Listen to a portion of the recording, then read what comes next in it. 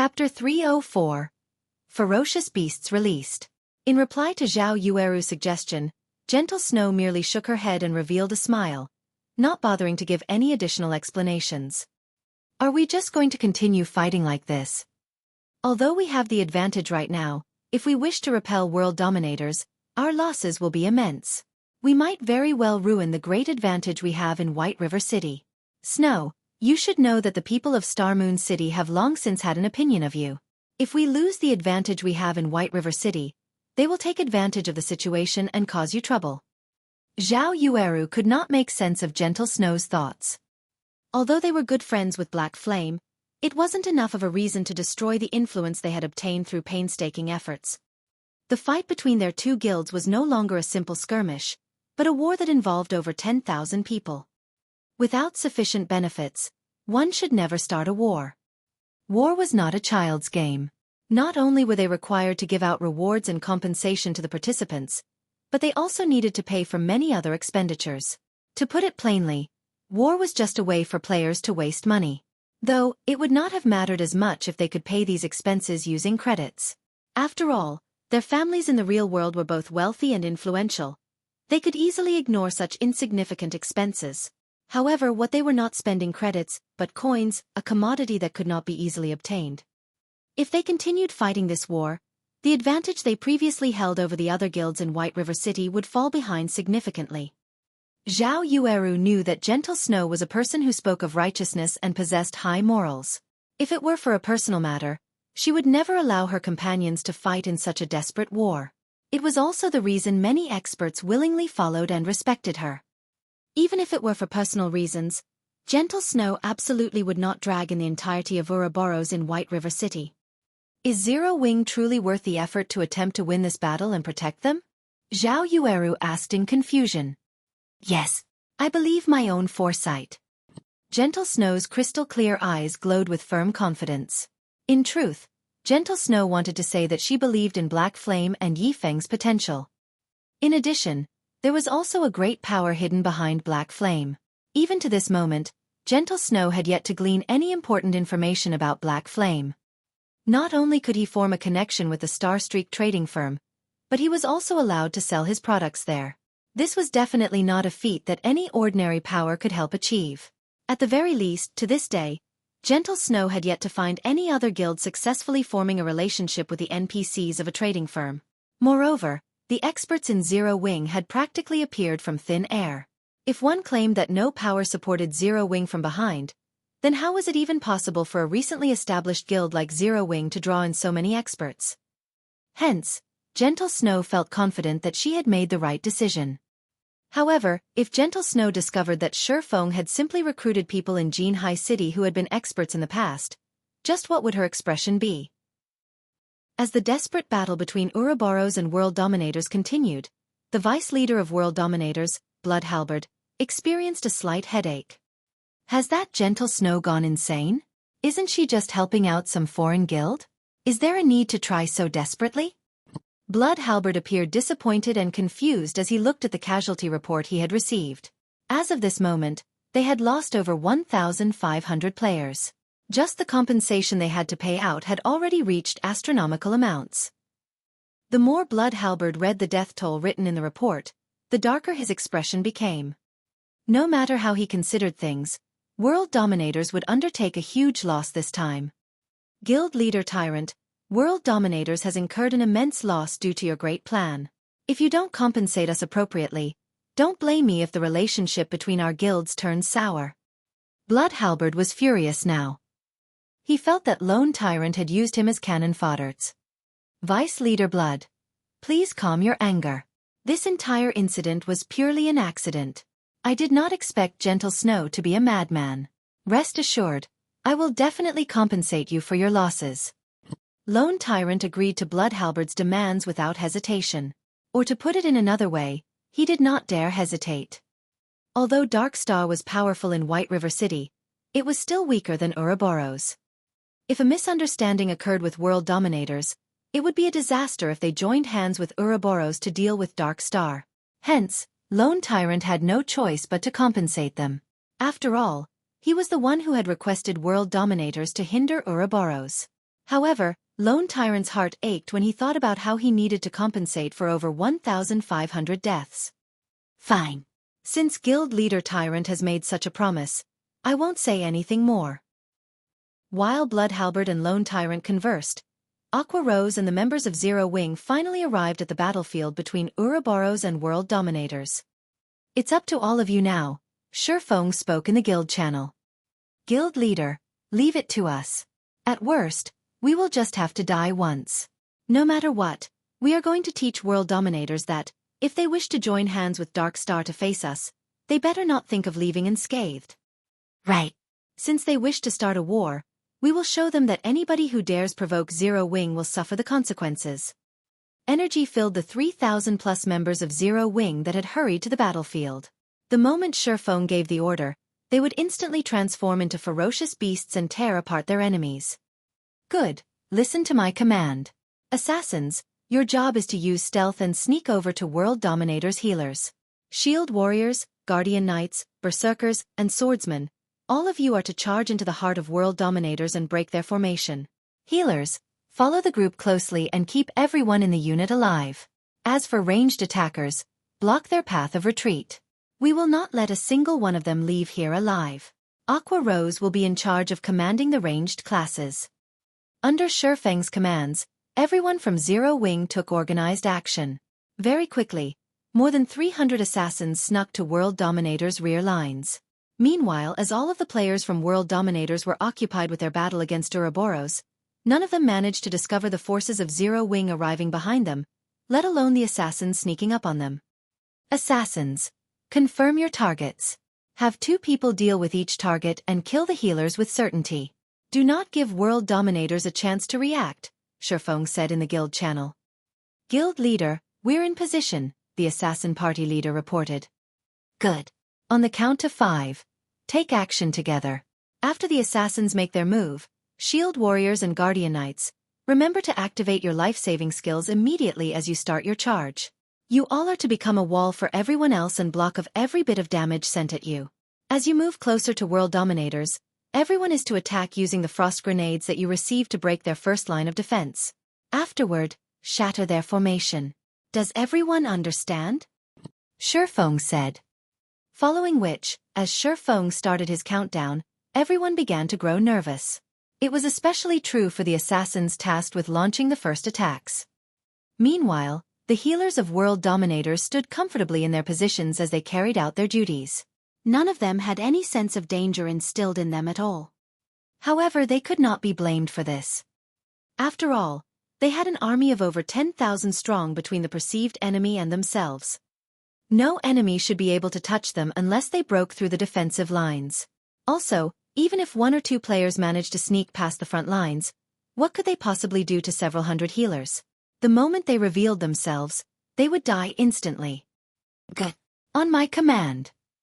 5, 4, 3, 2, 1. Kill.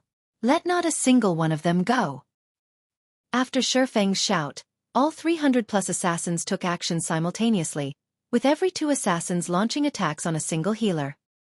When ambushed by an assassin, any ordinary healer would lose more than half of their HP, let alone an ambush by 2 elite assassins. Momentarily, many of World Dominators' healers felt a sting at the back of their heads. After they were forced into a fainted state, 2 piercing cold daggers slashed across their necks, followed by 2 frightening damages appearing above their heads. In the next moment, their bodies were no longer under their control. In the blink of an eye, World Dominators lost close to 200 healers. Immediately, Zero Wing's melee players began their charge. A moment later, Aqua Rose used a guild war order to lock down the entire region, preventing any from using a return scroll to leave the battlefield.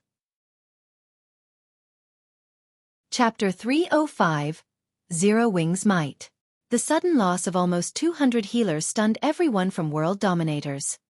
It's an ambush. Run. Faced with several hundred assassins so close without any protectors by their side, the only way the healers of World Dominators could escape death was to run towards the main army of World Dominators. However, healers were inherently slow. The assassins from Zero Wing quickly caught up to them.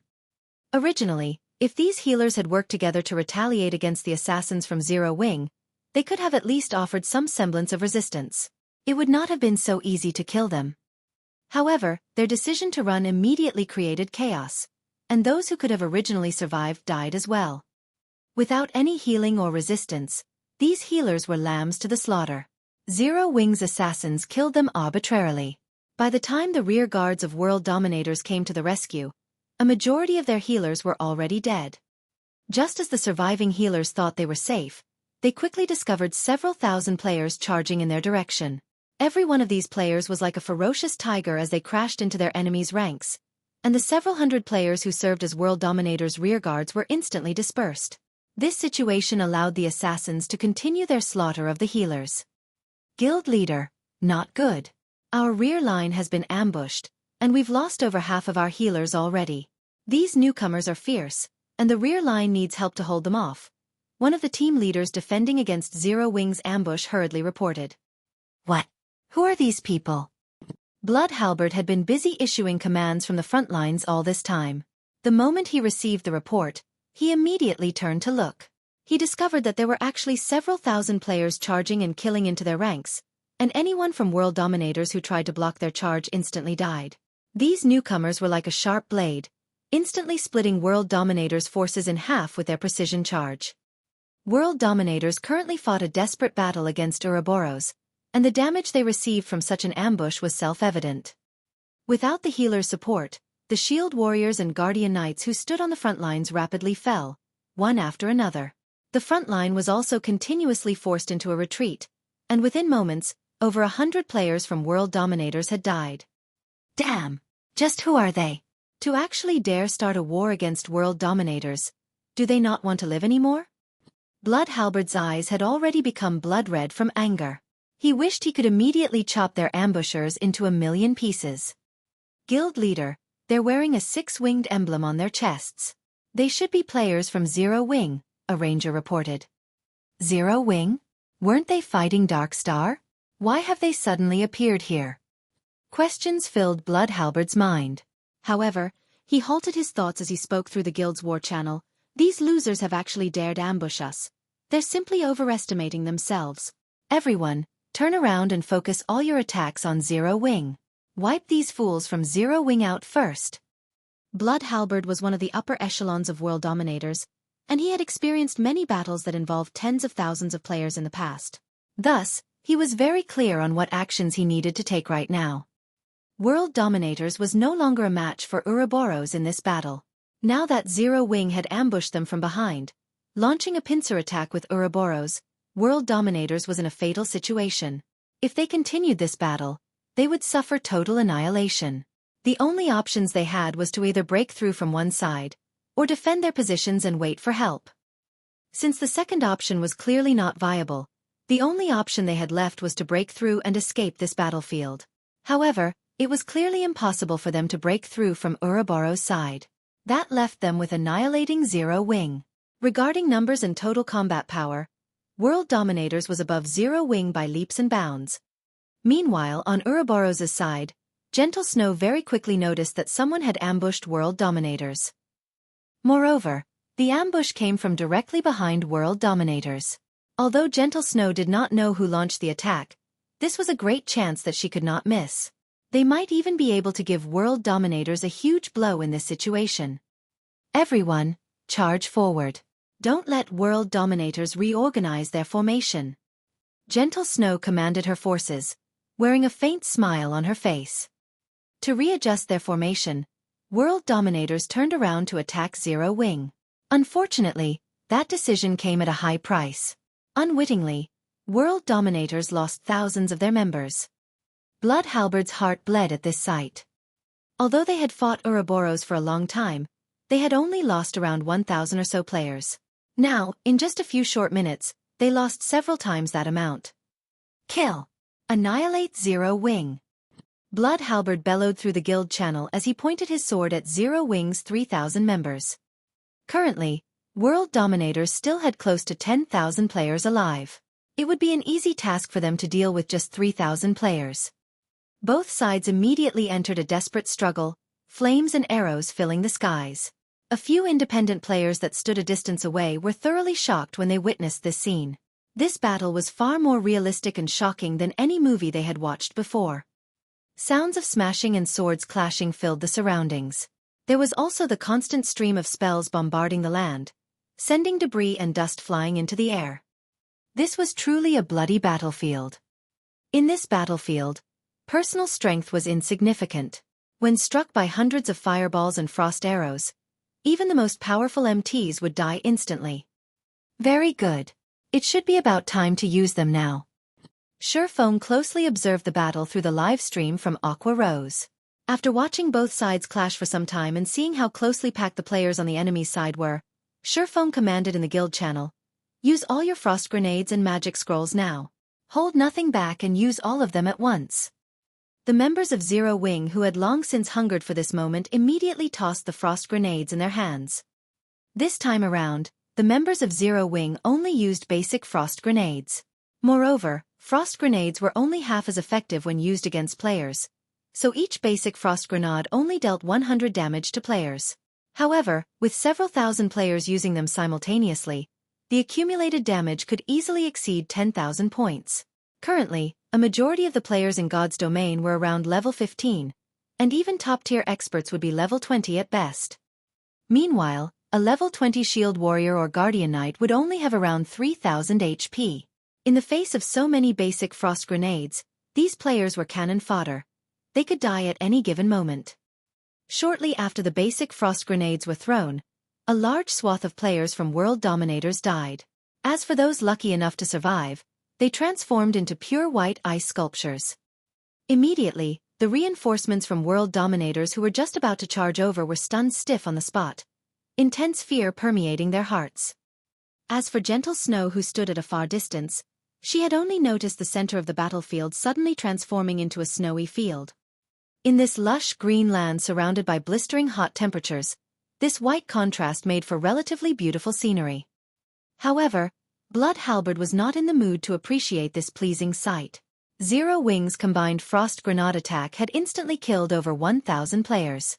Adding in the follow-up control effect of the frost grenades and Ouroboros' continuous assault from behind, the death toll in this brief moment was at least 3,000.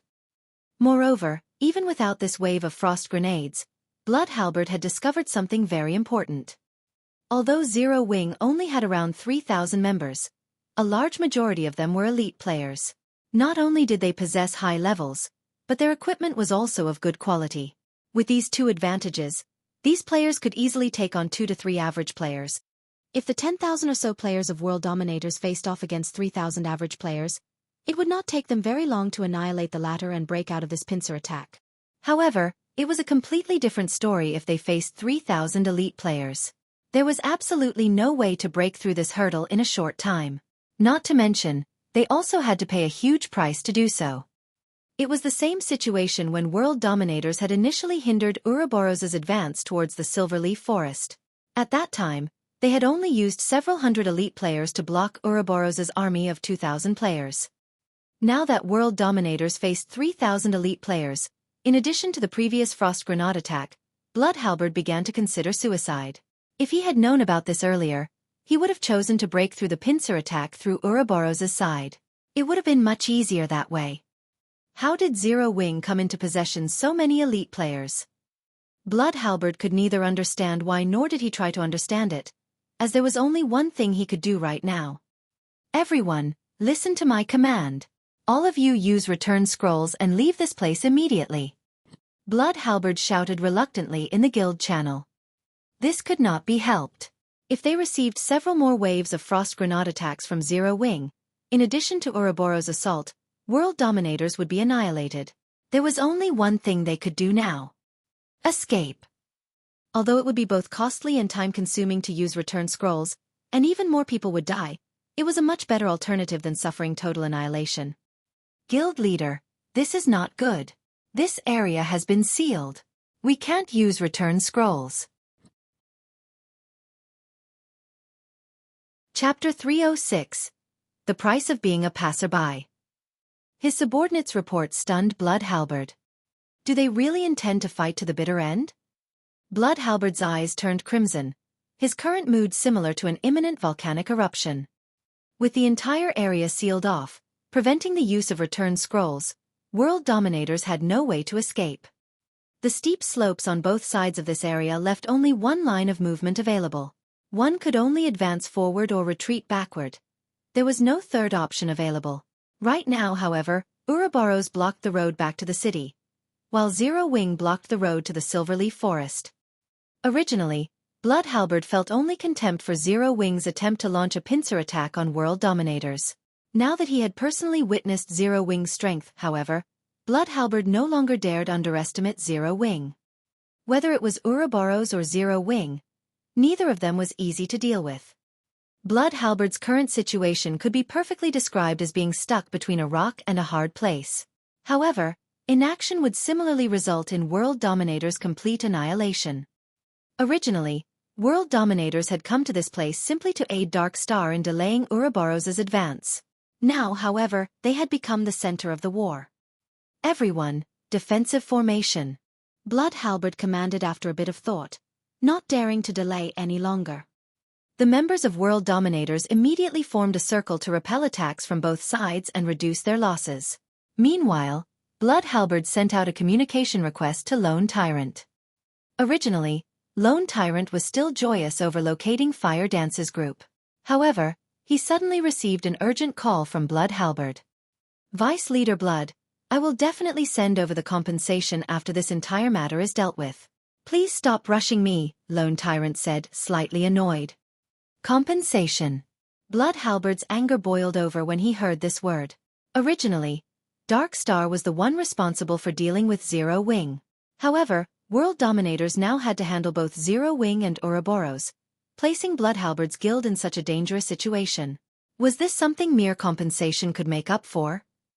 Guild Leader Tyrant, I promise to help you delay Ouroboros, not to start an all-out war with them. Now, not only have you let Zero Wing's forces run away, you're even making World Dominators face two guilds at once. Meanwhile, you, Guild Leader Tyrant, only know how to utter the word compensation? Guild Leader Tyrant, you're good. You're very good. The more Blood Halberd spoke, the angrier he got. He felt that Lone Tyrant had plotted against World Dominators all this time. First, Lone Tyrant had let them fight it out with Ouroboros. Then, he had allowed Zero Wing's forces to escape. In order to escape, Zero Wing could only pass through the area where World Dominators and Ouroboros were fighting. In the end, Zero Wing had no choice but to start a fight with World Dominators. With this plan, Lone Tyrant could kill 3 birds with 1 stone. Success meant that 3 of the top 6 guilds in White River City would receive a huge blow, with Dark Star the only beneficiary of this chaos. Lone Tyrant was certain that there was a misunderstanding the moment he heard Blood Halberd's words. After all, he had not intentionally allowed Zero Wing to escape. Instead, the players from Zero Wing had left on their own, and they just happened to encounter World Dominators on their way back, which resulted in World Dominators suffering a pincer attack. Everything was simply a coincidence. As for Zero Wing's decision to directly oppose World Dominators, any normal person would not do that. Currently, Dark Star was in an all-out war with Zero Wing, a war that would end only when one side was completely annihilated. Just before, Black Flame had even publicly declared that he would make Dark Star pay the price of 30,000 people.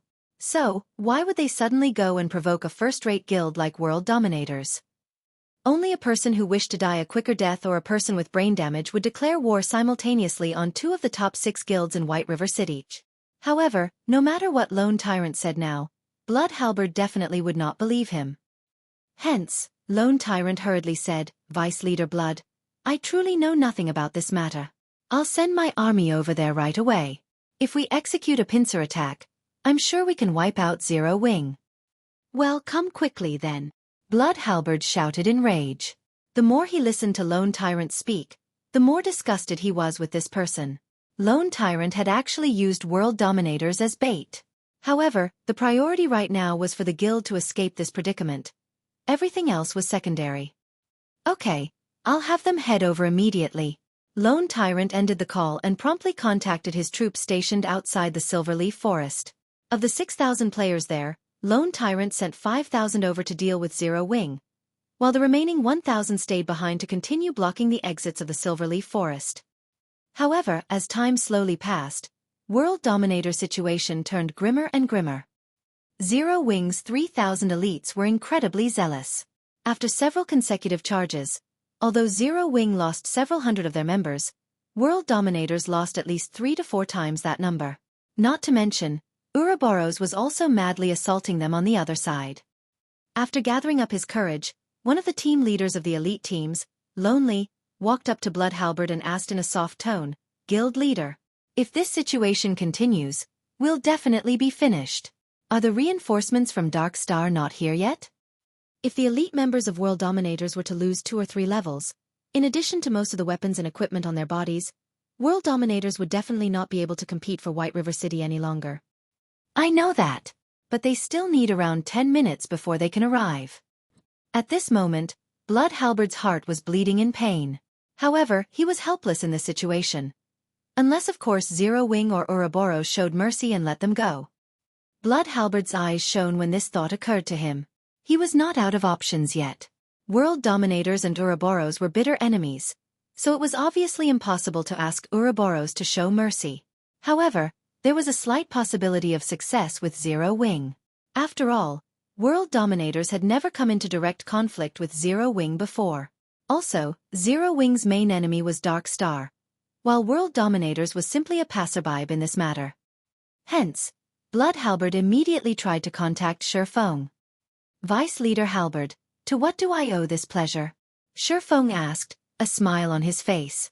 When he received Blood Halberd's call, he had chosen to accept it right away.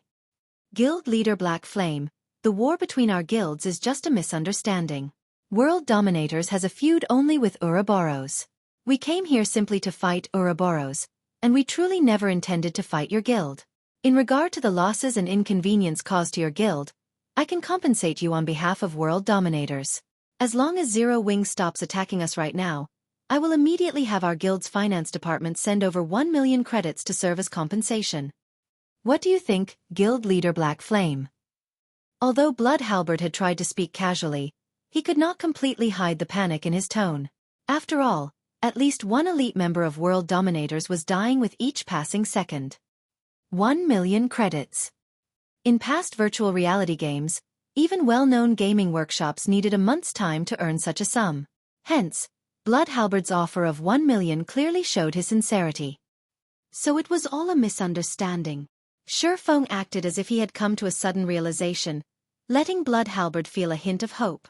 However, before Blood Halberd could even feel joy, Feng's tone changed abruptly as he said, "I am moved by Vice Leader Halberd's generosity. Sadly, one of my shortcomings as a person is that I am extremely headstrong. Since it is a misunderstanding, let us just continue this misunderstanding, then. You're making an enemy out of World Dominators. Aren't you afraid of our retaliation?" Blood Halberd screamed in anger. "Vice Leader Halberd, what's there to get angry about? The moment we started playing this game, we were bound to meet with some trouble. If you aren't even prepared to suffer such a small setback, I think it is better for you to retire sooner rather than later." Although World Dominators is only playing the role of a passerby in Dark Star's plan this time, by provoking Zero Wing, you also have to pay a terrible price. Feng chuckled. "However, don't you worry. Dark Star will soon be joining you all." After Feng disconnected the call, he then contacted Aqua Rose, saying, "No need to be polite. Leave none of them alive. Show everyone the consequences for those who dare to be a passerby and have thoughts about Zero Wing." Chapter 307. Famous in a Single War. Damn! This Black Flame is practically a mad dog that bites anyone it sees. Blood Halberd cursed. "I'll definitely remember this matter. If there is a chance in the future, I'll definitely not let him off. Vice Leader, we've lost too many healers. This long battle is also taking a heavy toll on the remaining healers' mana. They can't leave their combat status to use the magic spring, so they can only rely on mana recovery potions to replenish their mana. However, most of them have already consumed all the potions they have.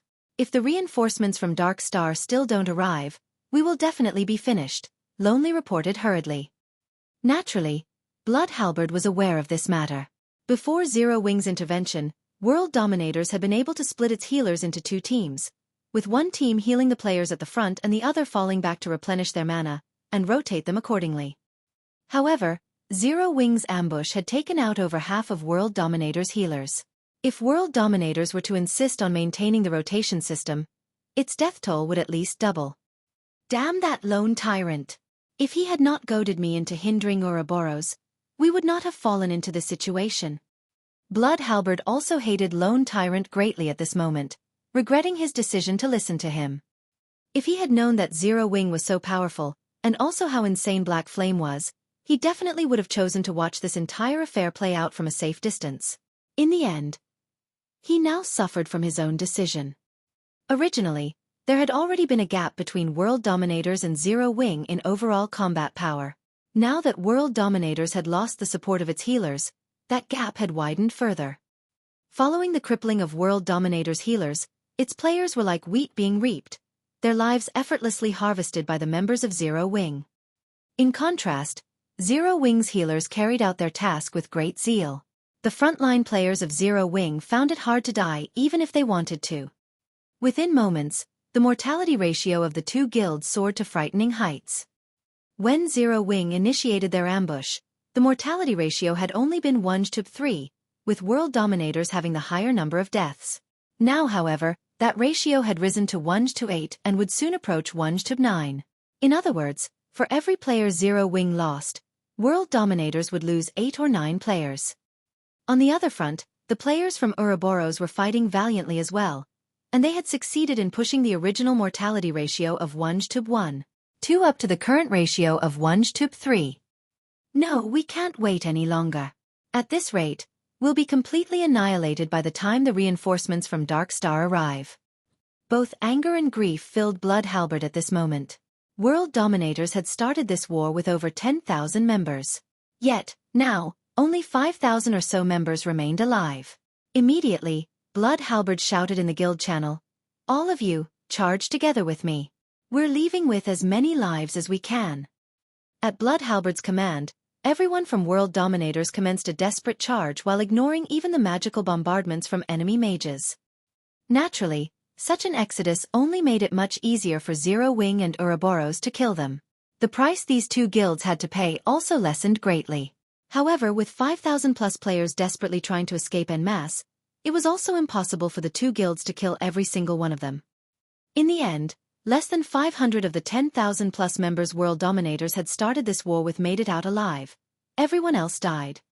After suffering such a massive loss, World Dominators no longer had any chance of competing for dominance in White River City. Zero Wing really is amazing.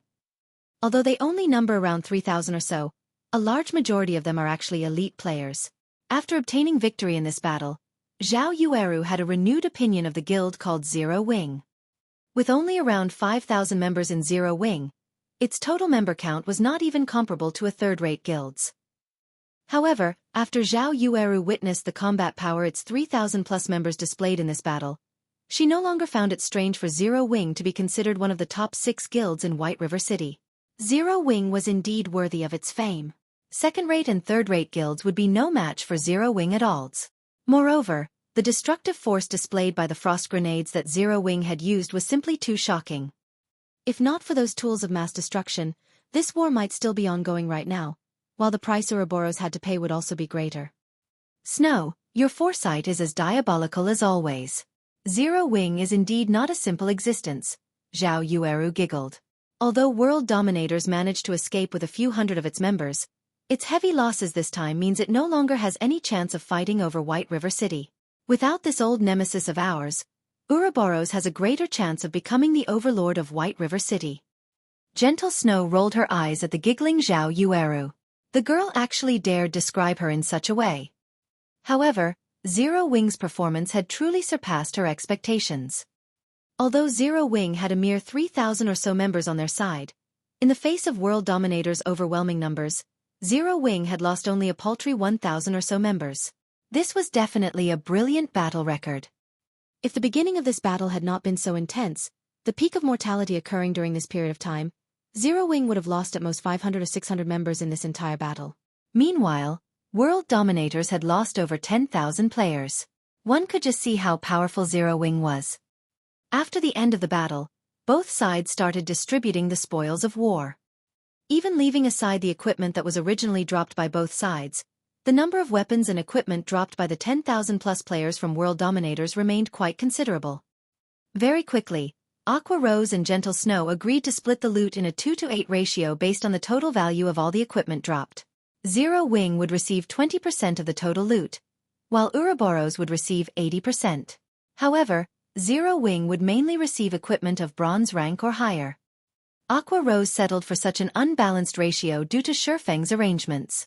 As to why Feng would propose such a division, firstly, it was his form of gratitude for Ouroboros' aid. Secondly, they had no use for that many pieces of equipment. The reason being, most of the equipment left behind by World Dominators were not even bronze rank. As for mysterious iron equipment, there were only a pitiful amount of them dropped in this battle. Arming the guild's normal members with such poor quality equipment might be fine, but for the elite members, Feng had yet to fall to such a low standard. Hence, he was satisfied as long as he could obtain some bronze-ranked weapons and equipment to arm the newcomers of the guild. Meanwhile, after the battle involving tens of thousands of players ended, the independent players who had been observing it uploaded recordings of the entire battle to the forums. The battle instantly became a sensation in White River City. Nobody could have ever imagined that Zero Wing was actually so fierce. Its battle record was also brilliantly amazing. However, Zero Wing's decision to fight World Dominators confused many. Instead of killing the members of Dark Star, they had chosen to annihilate World Dominators, which had played the role of a passerby. Many people posted about Zero Wing's ruthlessness for such a decision. In regard to this, Feng did not offer any explanation. Even when Aqua Rose raised this matter to Feng, he only laughed it off without saying anything. In truth, Feng really did have his own motives for making such a decision. On one side, there was Dark Star, a guild supported by a gigantic existence like Underworld. On the other, there was World Dominators, a first-rate guild with an extraordinary background. If these two guilds cooperated to suppress Zero Wing, such an alliance would be detrimental to Zero Wing's development in White River City, even with the help of Ouroboros. After Feng found out that these two guilds had joined hands, the first thing he thought to do was to annihilate World Dominators in White River City. Although World Dominators was a first-rate guild, their main force was not based in Star Moon Kingdom. There were countless cities in God's domain. After World Dominators spread its forces widely, it had only a few experts in each city. The guild would only make a small investment in a small city like White River City. However, everything would change if World Dominators truly had a good chance of becoming the overlord of White River City. At such a time, the guild would definitely increase its investments greatly, and then, World Dominator's power in White River City would grow several-fold, making it even harder to deal with. In the past, Blood Halberd had achieved amazing feats in White River City. He also had the help of a first-rate expert like Lonely, so he had managed to develop the guild to the point where it had the possibility of becoming the overlord of White River City. As a result, World Dominators had boosted the number of experts and funding it sent over, in order to solidify its influence over White River City. Thus, the guild's power in White River City greatly increased, and it became even more powerful than the current Ouroboros. Now that World Dominators had decided to oppose Zero Wing, Feng definitely could not allow it to develop in White River City. Otherwise, they would have to face a powerful foe in the future. This was also the reason why Feng Xianyang decided to annihilate Zero Wing without hesitation, after Feng rejected Feng Xuanyang's proposal. Although Feng Xuanyang's decision was due in part to his vicious personality, the more important reason was how very great a potential a guild that possessed a guild residence had. If he did not destroy Zero Wing while the guild was still in its infancy, he would be raising a tiger to serve as his future enemy. Feng's actions were exactly the same as Feng Xuanyang's. He was killing a powerful opponent that was still in its cradle. Meanwhile, World Dominators starting a fight with Ouroboros at a place with only one escape route was the perfect chance for Feng to do so. Naturally, Feng would not let such a rare chance get away. Shortly after the battle with World Dominators ended, Fire Dance and the others also arrived at the location Feng had appointed. Guild leader, we've already arrived at the location you specified. What are we supposed to do next? Fire Dance said in the team chat after confirming her group's location. Chapter 308. Black Flame and Yi Feng. Good, I'll head over there now, Feng said. Standing atop a tree, he inspected his surroundings before jumping off the tree and proceeding towards the meeting point. Now that Fire Dance and the others had accomplished the difficult first step, what remained depended solely on luck. If his plan worked, then Fire Dance's group would succeed in escaping. As for directly confronting Dark Star, choosing to face over 3,000 elites from Dark Star was simply suicidal. Someone's coming over. While Feng was traversing the forest, his keen five senses suddenly picked up on movement a short distance away. He promptly jumped up onto a tree. Towards the west side of the forest, a team of over 100 elite players was currently searching the vicinity as they moved. The majority of these players were red names, creating a very eye-catching sight. Moreover, none of them tried to hide their presence, which made it very easy for Feng to discover them. Uncle South Wolf, Zero Wing has played a significant role in the war between Ouroboros and world dominators this time. We also can't overlook the combat power Zero Wing displayed. It is definitely not as simple as it appears in the video recordings of their battle. If Zero Wing had not suddenly ambushed world dominators from behind, world dominators would not have lost so overwhelmingly. Now, world dominators in White River City is only an empty shell of its past self. Blood Halberd is also continuously lambasting Lone Tyrant with a barrage of curses. However, since Lone Tyrant does not dare to become hostile with Blood Halberd, he has no choice but to suffer in silence. Black Flame is truly decisive with his actions. Not only did he eliminate world dominators from White River City, he has also severed a large portion of Dark Star's support. In addition, the post he made before declaring war on Dark Star has led to the war between Zero Wing and world dominators receiving widespread attention. Using only 3,000 players to defeat a first-rate guild like world dominators, with such a brilliant battle record, Zero Wing has instantly risen to fame from this single battle. Killing 3 birds with 1 stone. Even I am starting to admire this person named Black Flame. The commentary of the female summoner walking beside South Wolf on Zero Wing's battle was eloquent. She spoke as if she knew every little detail of Feng's plan. This girl was around 20 years old. She had a pair of beautiful eyes that was both bright and dazzling, making it difficult to discern the girl's thoughts. Her cherry lips were currently tilted up slightly, while her eyelids were curved into small crescents. The girl exuded a calm and mysterious aura. During the few occasions when she giggled, she would also reveal a noble and elegant temperament that drew the attention of others despite themselves. Yulan, you are Underworld's female Zhuge. How can you uplift others' prestige while downplaying your own worth? That Black Flame simply got lucky. He definitely isn't as smart as you make him out to be. South Wolf felt that Yulan overestimated Black Flame, who South Wolf believed was simply an arrogant and despotic person. Meanwhile, Zero Wing's victory in the war this time and the subsequent trouble that visited Dark Star were simply coincidences. There was nothing worthy of their concern. Maybe I am overthinking things, Yulan laughed, having no intention of refuting South Wolf's words. Although Zero Wing has risen to fame with this single battle and they have also managed to cause us some trouble, their core team is still trapped in this Silverleaf Forest. We have them completely surrounded now. Even if Ouroboros and the rest of Zero Wing rush over here right away, they will still be too late to change anything. As long as Zero Wing's core team is annihilated, the guild itself will receive a fatal blow. At that time, we'll see how Black Flame can continue acting rampantly, South Wolf scoffed proudly. Zero Wing had only managed to garner the reputation it had today due to their continuous monopoly of the top 10 positions on the ranking list of White River City. The 8 experts of Zero Wing were known by all, and they still occupied the top 8 positions on the ranking list until this day. Nobody had managed to threaten their positions all this time. If these 8 players died today, they would definitely fall out of the top 10. Subsequently, Zero Wing would also lose the fame and prestige it possessed. I guess this could be considered a flaw of guild leader Black Flame. Players have always worshipped the strong. Although occupying the top position on the ranking list would bring him great benefits, if he fails to maintain this position, it would instead become a sword that will stab him in the heart. Yulan nodded. In the middle of South Wolf and Yolan's conversation, an assassin suddenly spoke in the team chat. Brother South Wolf, I found them. Assassins were not only proficient in the art of assassination, they were also proficient in the art of tracking. Hence, assassins were definitely the best choice when hunting for players. Good. Even the heavens are aiding me. I will bring an end to Zero Wing. Blade, Immediately inform guild leader Tyrant of this and have them come quickly. We'll go ahead and delay Fire Dance's group. The moment everyone arrives will be their time of death. South Wolf laughed. It is a pity Yi Feng isn't with them. Otherwise, I will definitely make him regret making a mockery out of Underworld. Regardless, I will use the deaths of Zero Wing's core team members as a greeting gift to him.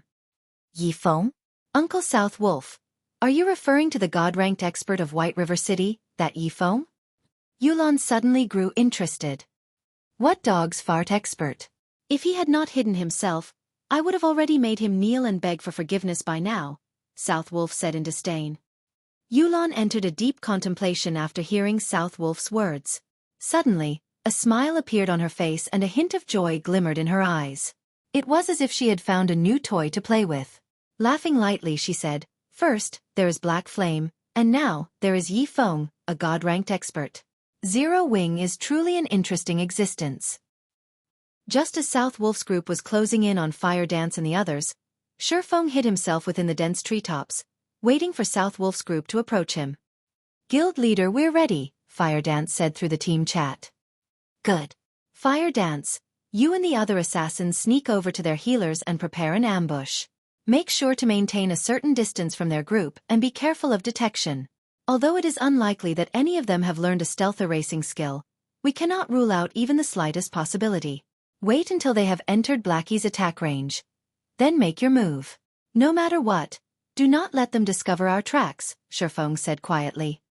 After Feng had discovered South Wolf's group, he had immediately contacted Fire Dance and ordered them to ready themselves to get rid of these players. Feng had chosen to do so mainly because it was of utmost importance that Dark Star not find out where they were going.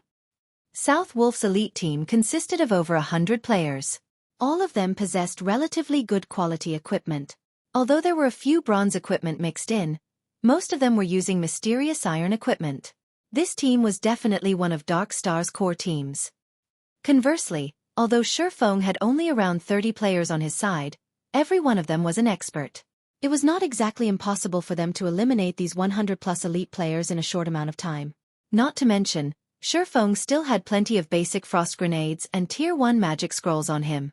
Naturally, he had distributed quite a lot of them to Fire Dance and the others. In addition, if they could kill all these elite players, the deaths would cause significant damage to Dark Star. So why not? Leave it to me. Saying so, Fire Dance immediately led 5 assassins and snuck over. Although South Wolf's group consisted of 100-plus elite players, their levels were only around level 17, with level 19 being the highest. Meanwhile, Fire Dance was currently level 21. Fire Dance's techniques and equipment also surpassed these elite players by leaps and bounds. All these factors combined allowed Fire Dance to effortlessly sneak up on the enemy's healers. The 5 other assassins accompanying Fire Dance were not weaklings, either. They were all core members of Zero Wing, sporting equipment of mysterious iron rank or above, and were also at level 20 right now. When they snuck up on the healers of Dark Star, none of them were detected. So when South Wolf and his group walked into Blackie's attack range, they all remained unaware of the looming danger. "Kill!" Feng commanded through the team chat, and immediately, everyone sprang into action. Chapter 309, Boss-Ranked MT. The 10 healers from Dark Star did not detect the presence of the 6 figures swiftly closing in on them at all. Fire Dance was extremely quick. She crossed the distance of 8 yards within an instant. The level 19 cleric that Fire Dance approached had no clue whatsoever. The cleric did not sense even a threat of danger as a snowy cold dagger stabbed into the back of his head. Before the cleric could even feel pain, another dagger, this one scorching hot, slashed his neck. After placing the level 19 cleric in a fainted state, Fire Dance immediately followed up with a flurry of attacks. Backstab. Shadow Strike. Quadruple Assassinate. A series of frightening damages appeared above the cleric's head. Fire Dance was currently using the pair of fine gold-ranked daggers she had received from Feng. In addition, the equipment she wore consisted of fine gold and even dark gold items. For her, dealing with a cloth armor class like a cleric was a piece of cake. She instantly killed the level 19 cleric, who did not possess even 1,800 HP. The other 5 assassins that moved with Fire Dance performed similarly well, killing their targets almost as quickly as Fire Dance had hers. They actually dared to lay an ambush on us. What a bunch of suicidal fools. Everyone do not panic. Guardian Knights, cast Protection Blessing on the healers. Rangers, mark those fools immediately. Absolutely do not let them disappear again. Elementalists, use Ice-type magic to restrict their movements. Everyone else, charge at them. South Wolf quickly issued commands after discovering the deaths of 6 of their healers, a cold sneer on his face. The shield warriors and berserkers closest to the healers reacted quickly. They used charge on the 6 enemy assassins in an attempt to save the remaining healers in their team. Simultaneously, the Guardian Knights of Dark Star cast Protection Blessing on the 4 remaining healers, reducing the physical damage they received by 50%. One could not help but admit that the Dark Star elites were truly skilled players. Their response made it practically impossible for Fire Dance's group to kill the remaining 4 healers now. In the face of the shield warriors and berserkers' charge and also the barrage of frost arrows sent by the elementalists, Fire Dance and her fellow assassins promptly used wind steps, gaining more than a second's worth of invincibility, thanks to the skill's effect. All 6 of them then turned around and ran, leaving behind only the corpses of the 6 healers they killed as they plunged into the forest. Despicable! Assassins, chase after them. Make sure you don't lose track of them. South Wolf bellowed, anger filling his heart. Their team consisted of 100+ elite players. Yet, not only had they lost 6 of their healers in an ambush by 6 assassins, they had even allowed these ambushers to escape. Wouldn't they become laughingstocks if others were to find out about this matter? Before the elites of Dark Star could set off in pursuit of Fire Dance's group, the female summoner, Yulan, suddenly shouted loudly, "Do not chase after them. Everyone, scatter immediately." The moment Yulan finished speaking, she promptly sprinted away from this part of the forest. South Wolf was confused by Yulan's actions, failing to understand why she would do such a thing. However, he still chose to listen to her advice and started running. At the same time, in the distance, Blackie finished chanting the final verse of his spell's incantation. In the next moment, an enormous golden magic array appeared in the sky, covering a large part of the forest.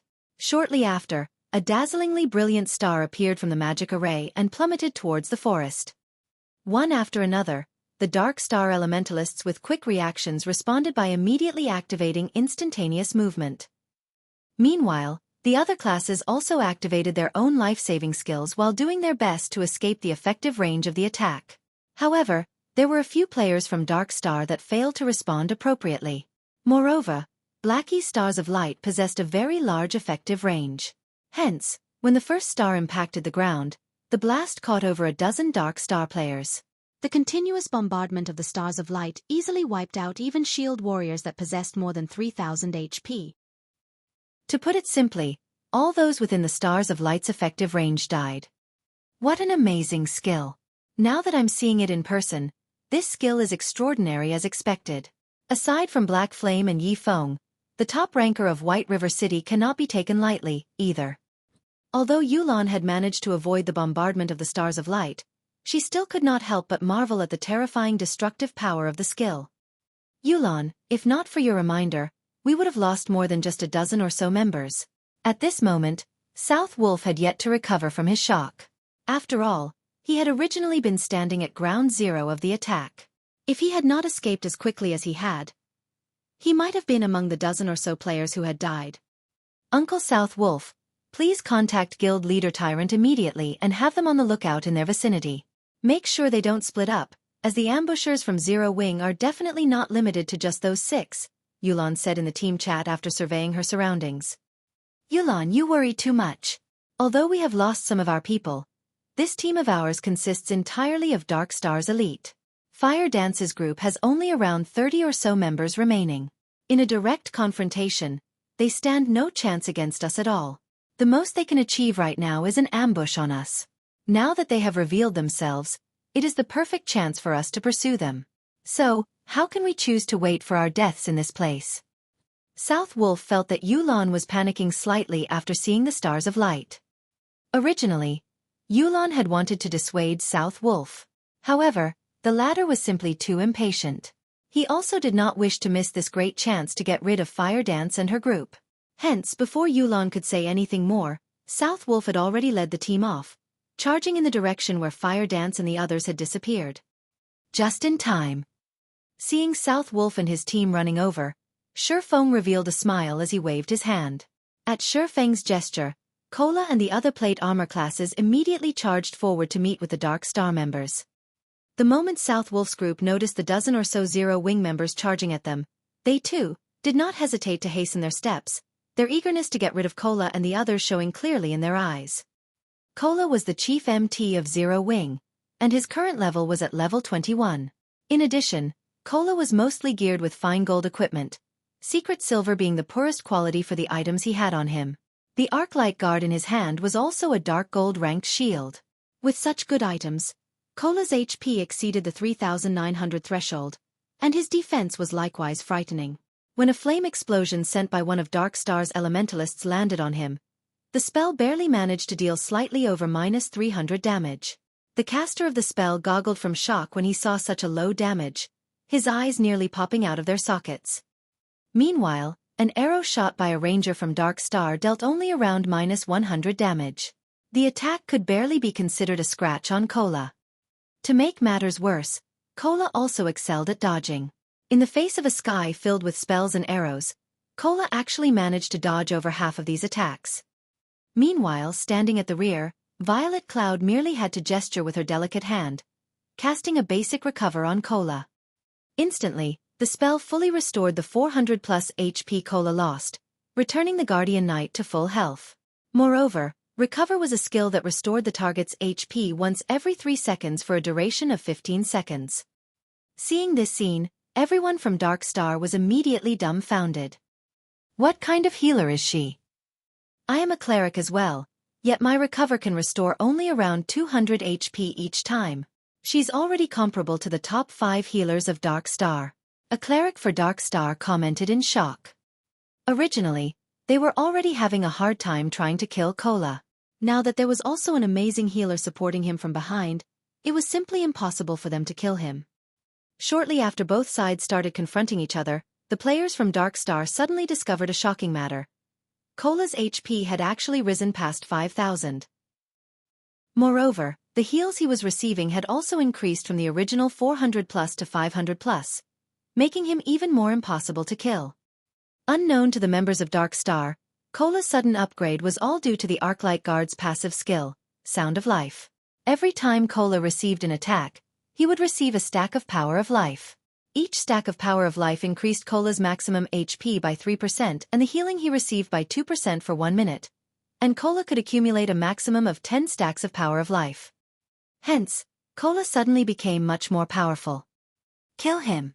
All ranged classes, focus fire on him. South Wolf knew that if Cola did not die, it would be a huge blow to the team's morale. Therefore, killing Cola had priority. Immediately, half a dozen berserkers surrounded Cola, while the ranged damage dealer sent a continuous stream of attacks at him. They no longer treated Cola like a player but a boss monster. In response to their actions, Cola simply smiled in disdain. He then activated Protection Blessing, reducing the damage he received by 50%. Now, the highest damage the players from Dark Star managed to inflict on Cola did not exceed -200 points. A majority of the attacks were even below -100 damage. In the face of Cola's 5,000+ HP, such damages were simply insignificant. However, due to the large number of attacks, Cola's HP quickly fell below the 50% threshold. Right then, Violet Cloud took action again. She casually cast Guardian Shield and Recover on Cola. At Violet Cloud's current level, her Guardian Shield would provide her target with a buff that could absorb over -700 damage. She followed up with Healing Light. In the next moment, a healing value of +1,600 appeared above Cola's head, in addition to the 500+ HP regenerated with Recover. Cola's HP instantly went back up to full again. Chapter 310. Reversal. Originally, the Guardian Knight Cola was already a huge headache due to his high HP and defense, and Dark Star's players exerted quite a lot of effort in order to reduce his HP by over half. Yet, in the next moment, he was now back to full health. South Wolf nearly popped a vein when he witnessed this scene. Although Cola was an MT, the damage he dealt was not one bit low. A casual slash from his sword could deal around -300 to -400 damage to Dark Star's shield warriors. If Cola used a skill, he could even deal -500 to -600 damage, which was even higher than that of the Berserkers of Dark Star. Moreover, Cola could tank 4 Berserkers simultaneously, all by himself, and he even managed to send them flying back. Meanwhile, such a boss-ranked MT was now immortal due to a single cleric from Zero Wing. However, this still was not the end of South Wolf's headache. The MTs in his team were relatively high-ranking MTs in White River City. But, the 2 Berserkers named Lonely Snow and Water Buffalo still sliced them up in no time.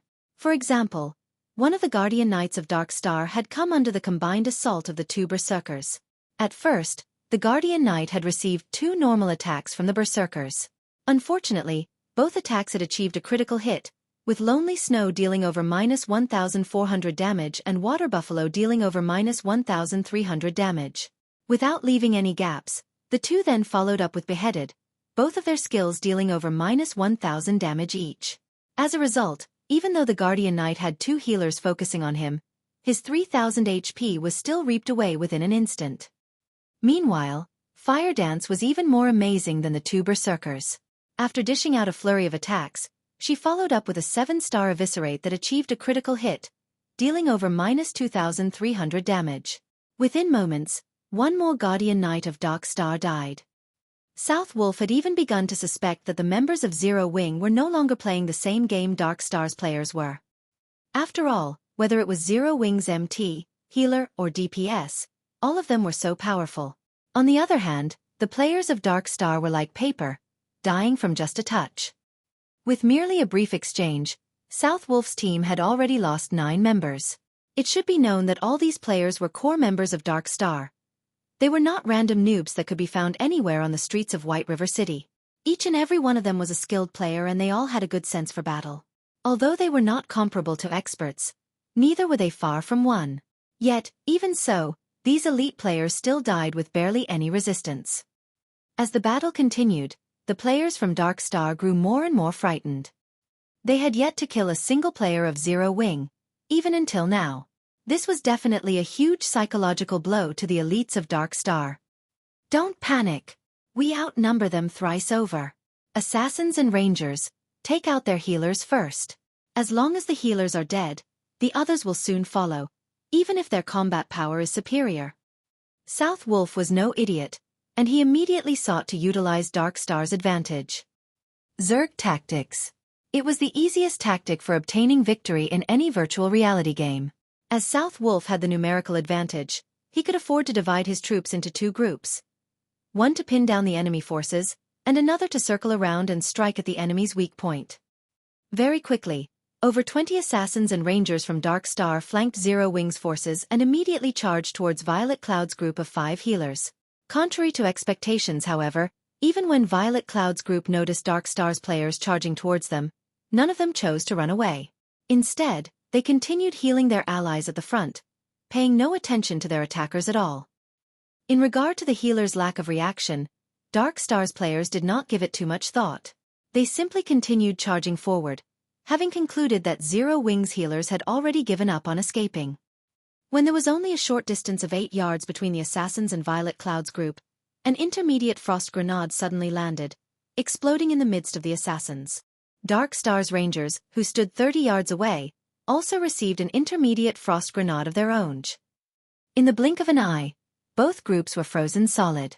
A damage of -400 also appeared above each of their heads.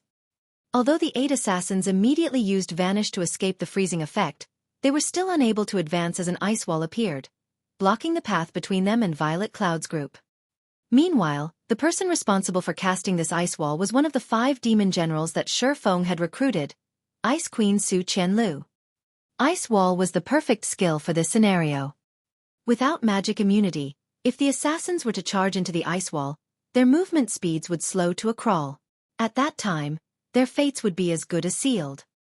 Although Ice Wall had a short duration of only 2 to 3 seconds, it still provided the healers with a brief, but important moment of respite. As for the Rangers of Dark Star, None of them had any skills that could be used to dispel the effects of control skills, and neither did any of them possess any life-saving skills. Hence, they could do nothing but stand there and watch. At this moment, Feng used silent steps and suddenly appeared behind these frozen rangers. To Feng, a group of immobile players was entirely negligible. Feng was currently at level 23. He was also equipped with the newly acquired 7 Luminaries ring, and had recently received the Golden Stigmata. His overall attributes surpassed these elite players many-fold.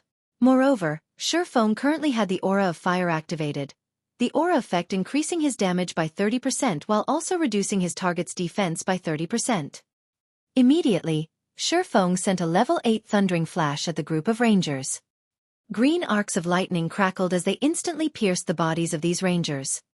Damages of -1,102, -1,528, and -2,140 appeared above each of the 12 rangers' heads. Although none of Feng's attacks had achieved a critical hit, these rangers had only around 2,000 HP. Meanwhile, Feng's thundering flash had dealt more than -4,700 damage in total, far surpassing the rangers' maximum HP. The members of Dark Star saw Feng killing all those rangers with a single strike. Each and every one of the witnesses was completely dumbfounded, their jaw hanging wide open. South Wolf nearly had his eyes pop out of their own sockets. The 12 rangers simultaneously collapsed to the ground, their actions in complete unison. In the next moment, piles of weapons and equipment were scattered around their bodies. In this chaotic battlefield, this scene was both striking and shocking. The 12 rangers were all either level 18 or level 19 players. Most of the equipment they used was also level 15 mysterious iron equipment, and every one of them had more than 2,000 HP. Yet, they were killed off so easily. Moreover, it wasn't just one person that got killed but an entire group.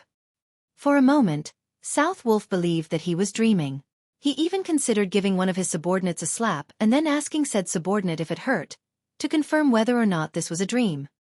As for the assassins of Dark Star who had been waiting for the ice wall to disappear, after witnessing this unforgettable scene, they had completely forgotten their original task of dealing with Violet Cloud's group of healers.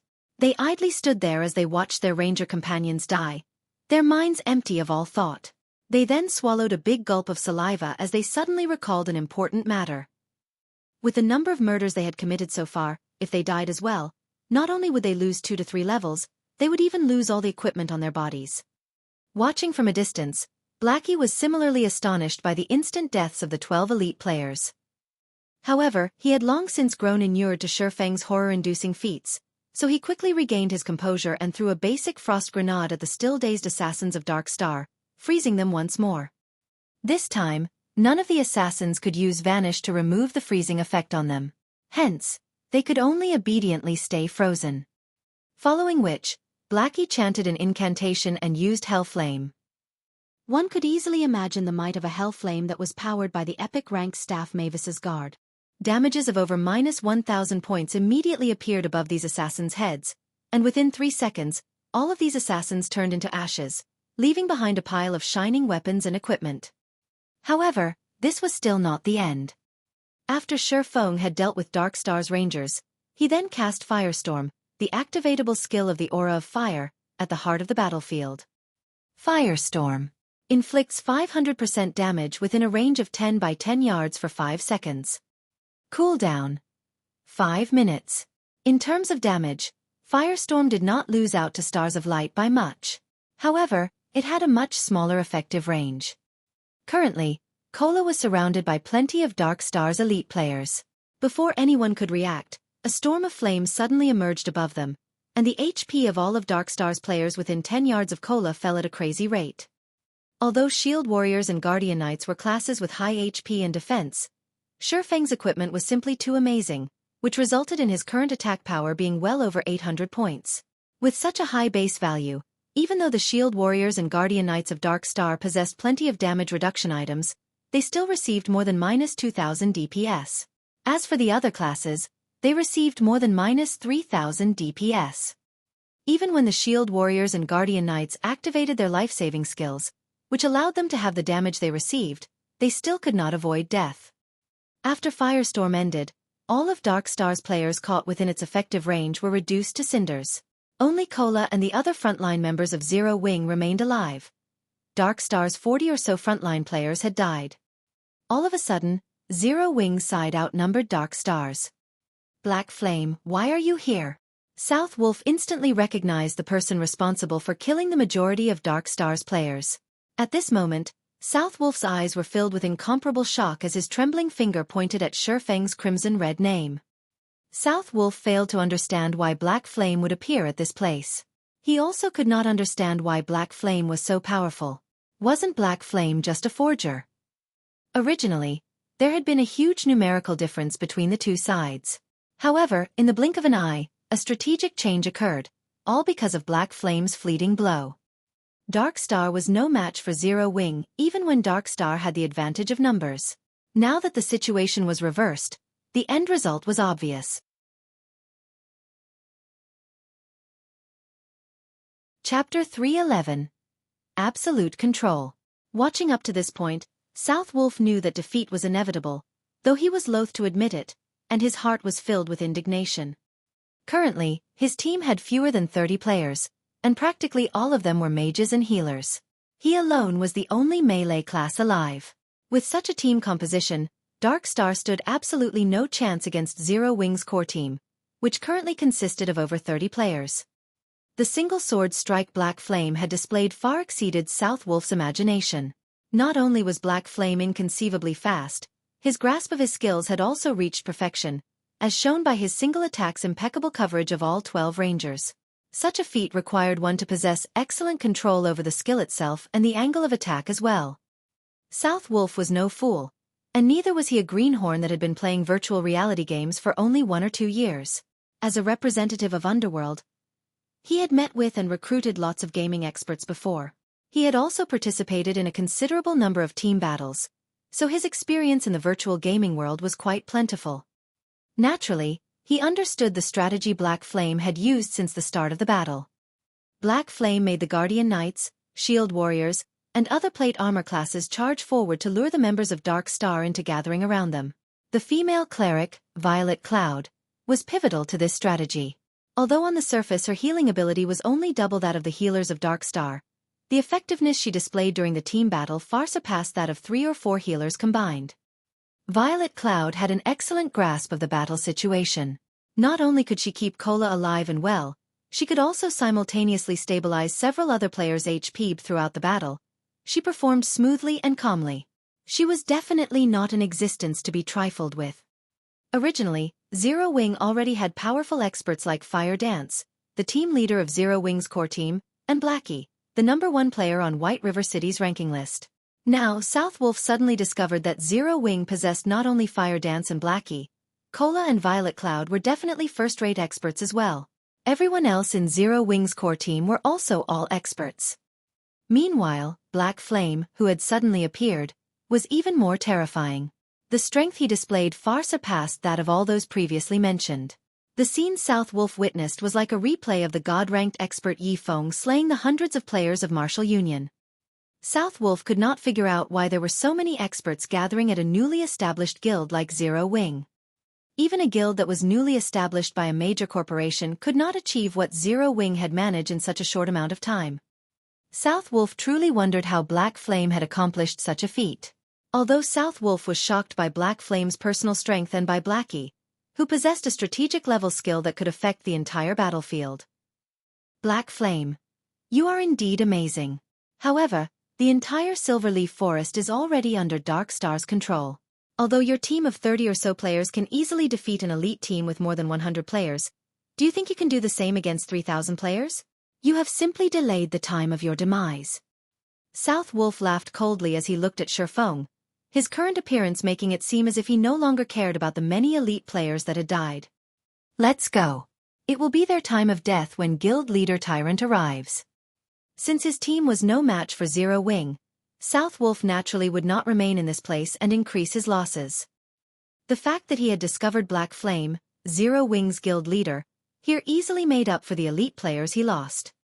After all, Black Flame's death would become a huge blow to Zero Wing's reputation and prestige in White River City. Coming and going as you wish, Do you think the Silverleaf Forest is your house? Feng smiled calmly, his eyes revealing a cold killing intent.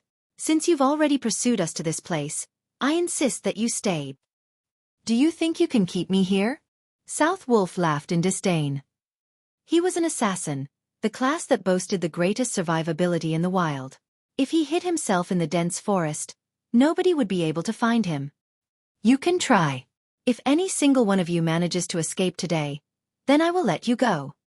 Feng waved, and all 30+ members of Zero Wing immediately charged forward, starting their hunt of South Wolf and the surviving players of Dark Star. The reason why South Wolf had never participated in the battle before was to leave a path of retreat for himself. This was a habit of his. After all, once he entered combat status, he could no longer use stealth. At that time, he would only be left with Vanish to enter stealth mode. However, Vanish was a life-saving skill, so it should only be used at the most crucial of moments. Looking at the enemy players charging at him, South Wolf revealed a disdainful expression, just as he was about to use stealth and hide himself in the dense forest. What's going on? South Wolf suddenly discovered that he could not use the skill. Like a prisoner deprived of his freedom, South Wolf frantically called out his skill bar to look for the cause of this situation. Boss South Wolf, we can't use our skills. What are we supposed to do now? The elementalists of Dark Star asked, frightened. Originally, they had intended to cast Ice Wall to delay Zero Wing's charge. Now, however, none of them could use any of their skills, and an elementalist that could not use skills was like a lamb to the slaughter. Aside from sacrificing their lives to earn a few extra seconds for their allies, they were helpless. Run first, talk later. South Wolf was confused about the situation as well, and he suspected that something must have gone wrong with the system. Since none of them could use skills, they could only rely on their 2 feet to escape. As an assassin, South Wolf had great confidence in his own speed. However, just as he was turning to escape, he suddenly discovered that his movement speed had been greatly reduced. Everyone else from Dark Star faced a similar situation as well. Just what is going on? South Wolf started panicking as the players of Zero Wing raced closer and closer to them. However, he was simply helpless in the situation. In the next moment, South Wolf noticed a black figure dashing past Cola and the others. Like a mad gale, the figure instantly caught up with the escaping players of Dark Star. This person was none other than Feng himself. At present, Feng's agility exceeded 240 points, and there were also the bonuses provided by the equipment he wore. In terms of movement speed, Feng was definitely ranked at the apex of Star Moon Kingdom. Feng used silent steps and appeared behind South Wolf like a ghost. He then said softly, "I've already said that you can't escape." Previously, while Feng was conversing with South Wolf, he had secretly switched the aura of fire on the 7 luminaries ring to the aura of time. Meanwhile, the aura of time reduced the movement speed and attack speed of enemies within a 100-yard radius by 20%, and increased the cooldown of their skills by 20%. When its activatable skill, Absolute Time, was used, it would even prevent enemies within a range of 50 by 50 yards from using any skills or tools for 20 seconds. After Feng used Absolute Time to envelope this entire area, everybody from Dark Star could not use any skills or tools for 20 seconds. Dark Star's current surviving members mostly consisted of mages and healers, so this restriction had truly rendered them completely helpless. One could say that the moment South Wolf's team stepped into this region of the Silverleaf Forest, their lives passed into Feng's hands. Just what did he do? South Wolf's heart was filled with shock when he noticed Feng appearing behind him. Before South Wolf could even ponder on the subject, Feng's abyssal blade had already left its scabbard. Countless silver lights pierced the numerous vital points on South Wolf's body. South Wolf had only leather armor, so every one of Feng's attacks managed to cause over -500 damage, while critical hits dealt over -1000 damage. On the other hand, the mysterious iron-ranked chest piece South Wolf wore was like a piece of tofu. Not only was it easily pierced by Feng's abyssal blade, each attack it received greatly diminished the armor's durability. Just 3 strikes had nearly reduced it to scrap already. Feng's attacks were lightning fast, and he had brandished his sword 8 times in a single series. By the time South Wolf had recovered from shock, his 2000+ HP was completely gone. Suddenly, South Wolf's field of vision turned gray, while his body fell to the ground involuntarily. Even as he died, shock and confusion still filled his face. As South Wolf had not participated in any of the battles so far, his name remained white all this time. After he died, only one piece of equipment dropped by his body. He also lost only a single level. However, were Feng's attacks as simple as they looked? The reason why Feng had chosen not to use any skills, and had instead carried out only normal attacks, was to destroy the equipment on South Wolf's body. When South Wolf died, nearly half of the equipment on his body had already turned to scrap. Now that he had dropped yet another piece of equipment, he had definitely suffered heavy losses.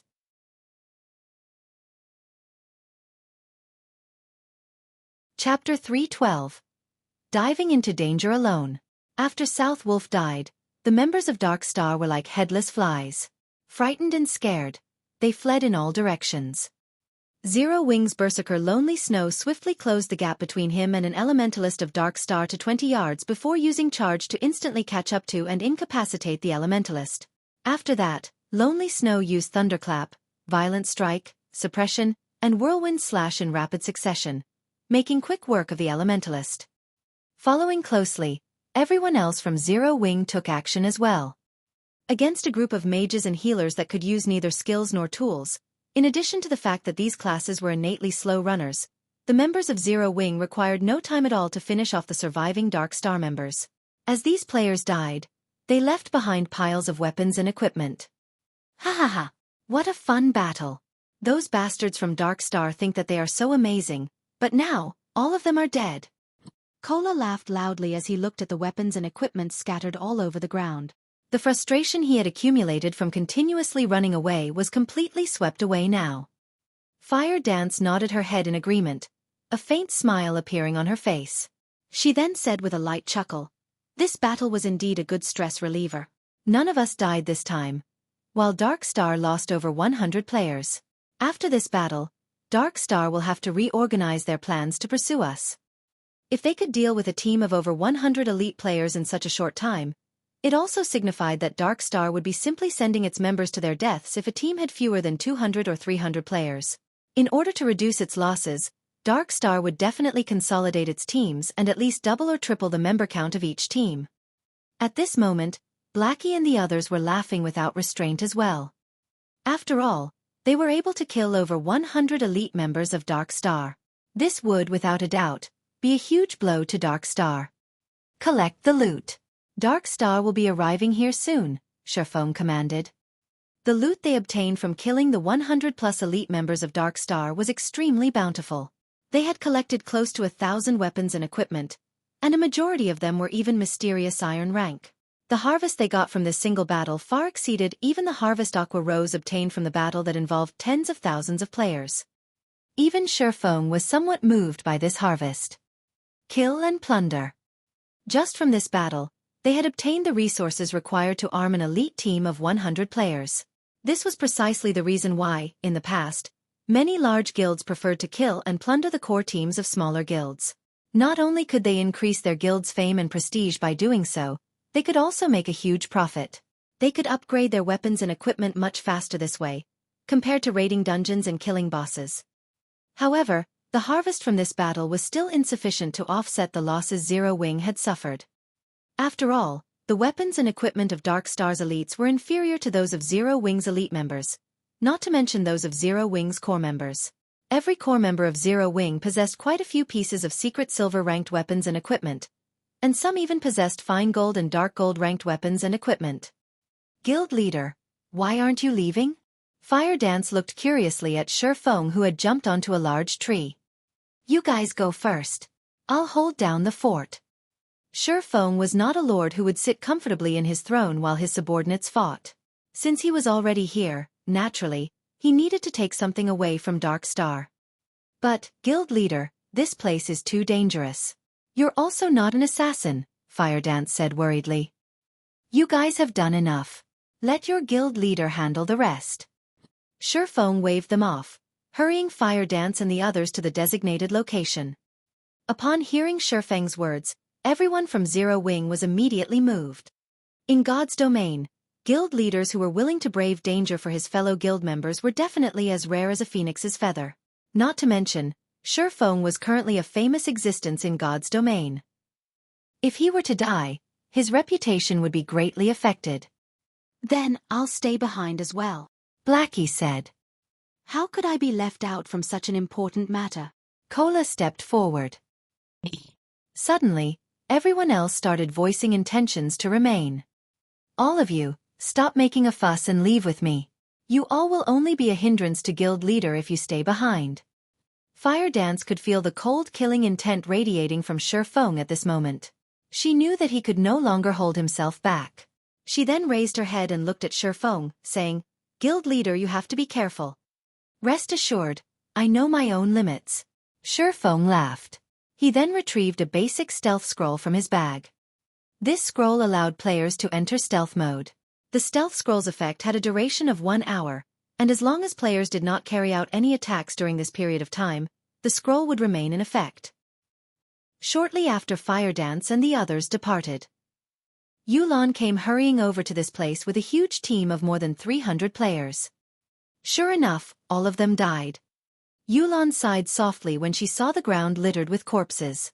However, she was not surprised by this outcome. Obviously, the ambush before was meant to lure them into a trap. However, South Wolf had been too eager for success, which resulted in a team wipe, as she had expected. Revive them, Yulan said to the healers in her team. Immediately, the 30-plus healers in the team started using resurrection skills. If players died outside of a dungeon, there were 2 methods for them to revive. The first method was to revive back at the cemetery.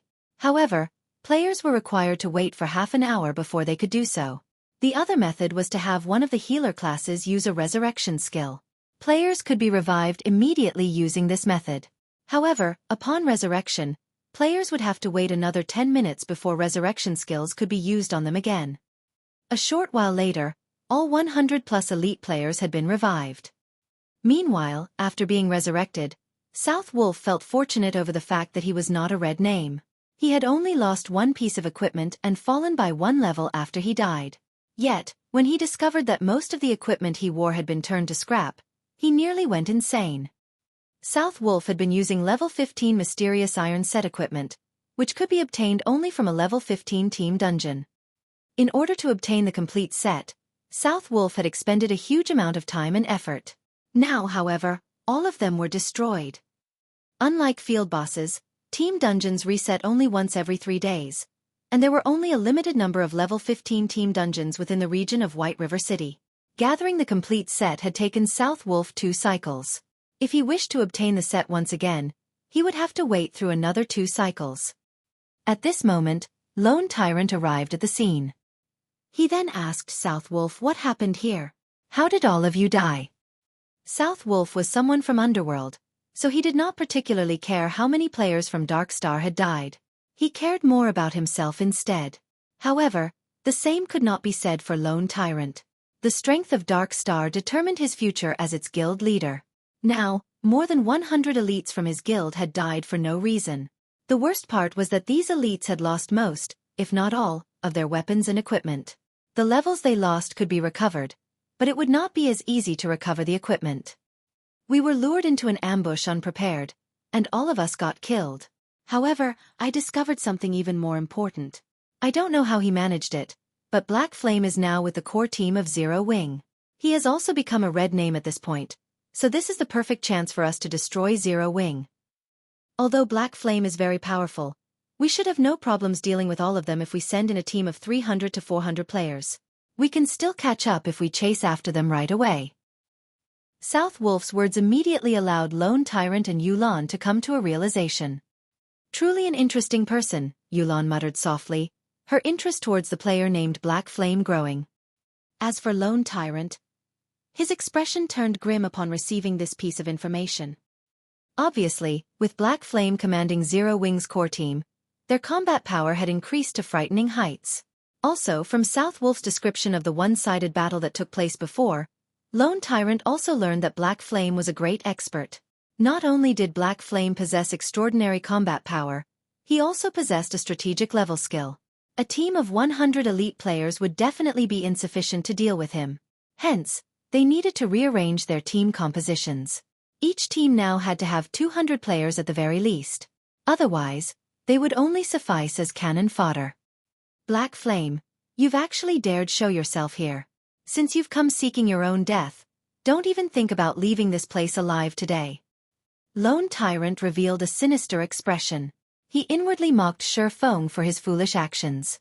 In order to save Zero Wing's core team, Feng had actually disregarded the dangers and barged into Lone Tyrant's domain. Feng must not know how to write the word death.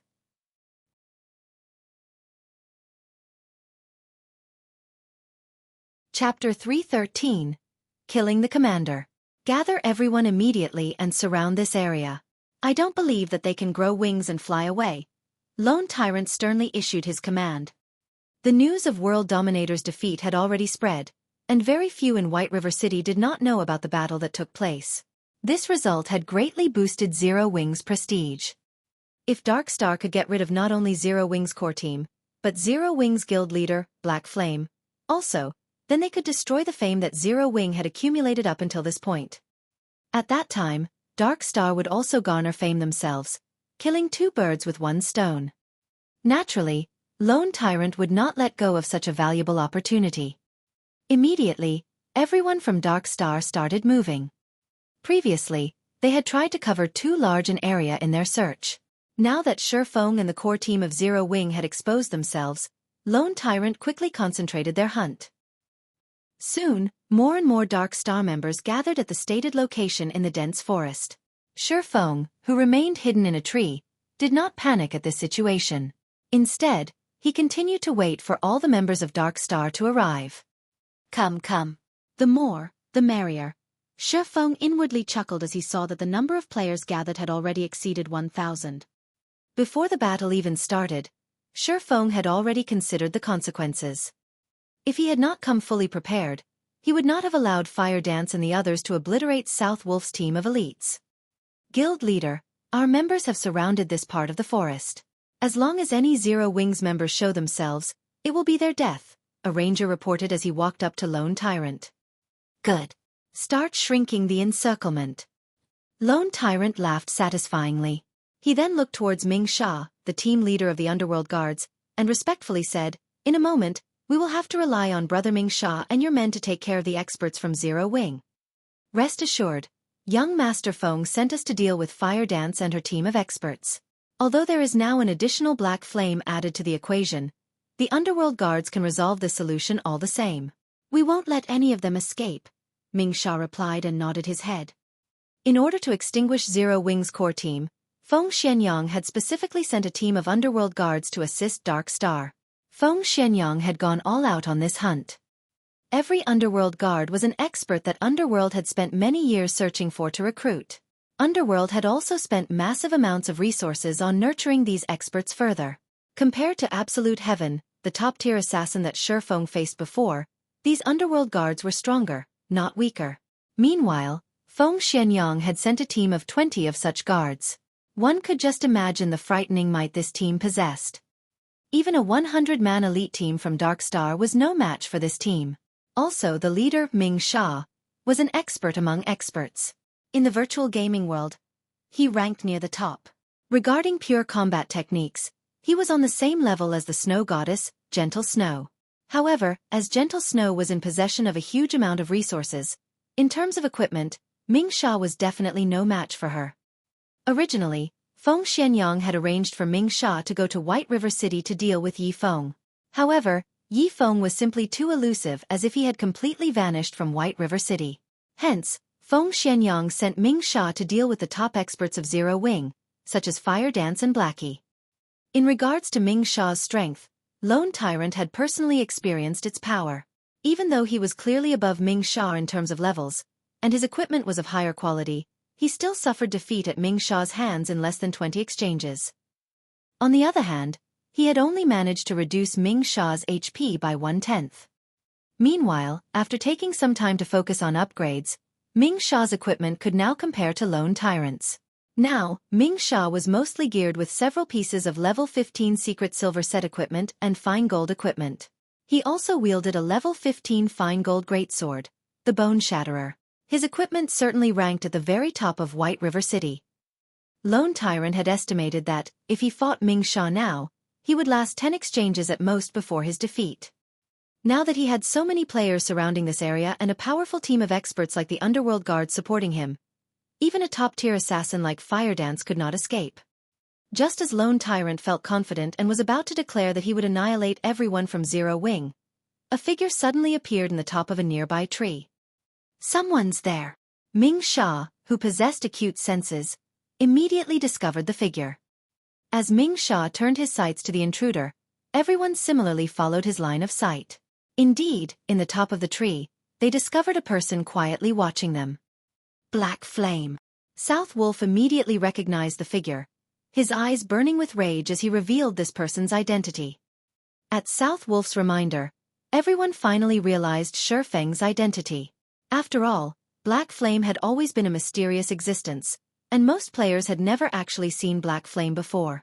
Now that this intruder had revealed himself, everyone from Dark Star discovered that Black Flame was just an ordinary-looking middle-aged man. He did not even possess the type of aura that a guild leader should have. No matter how they looked at him, he was only an ordinary man. So, it is Guild Leader Black Flame. I didn't expect you to show yourself here. Since you have refused to walk the path towards heaven and have instead barged your way down to hell, today will be the day that you die. Lone Tyrant laughed coldly. He then commanded everyone kill him. Immediately, over 1,000 players from Dark Star surrounded and charged at Feng. Their encirclement was tightly packed, and not even a fly could get past them.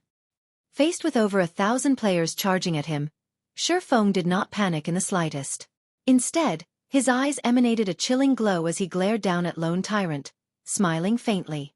It was as if these 1,000+ players meant nothing to him. Meanwhile, as the recipient of this gaze, Lone Tyrant's heart inadvertently quivered. However, Lone Tyrant quickly dispelled this feeling because he did not believe Feng could do anything to him while so many players surrounded him. In the next moment, however, Feng vanished from the treetop and everyone's sight. This is not good. He's trying to escape. Quickly use flare. Lone Tyrant hurriedly shouted. The Rangers quickly used flare upon receiving Lone Tyrant's command, brightly illuminating the surrounding area. Within the effective range of flare, all stealth-type skills would lose their effects. Yet, even after tens of flares had been launched, Feng's figure still could not be found. What the players of Dark Star did not know was that, after Feng had activated the Ring of Nothingness, his first task was not to escape, but to leap forward and charge towards the tree closest to Lone Tyrant. Hence, the flares used to seal his path of escape served no purpose whatsoever. Damn it! He plans to kill his way over. Use flare and shine Guild Leader Tyrant's surroundings. When Yulan recalled the faint smile on Black Flame's face as he pinned Lone Tyrant with a glare, she instinctively felt that Feng aimed to kill the commander.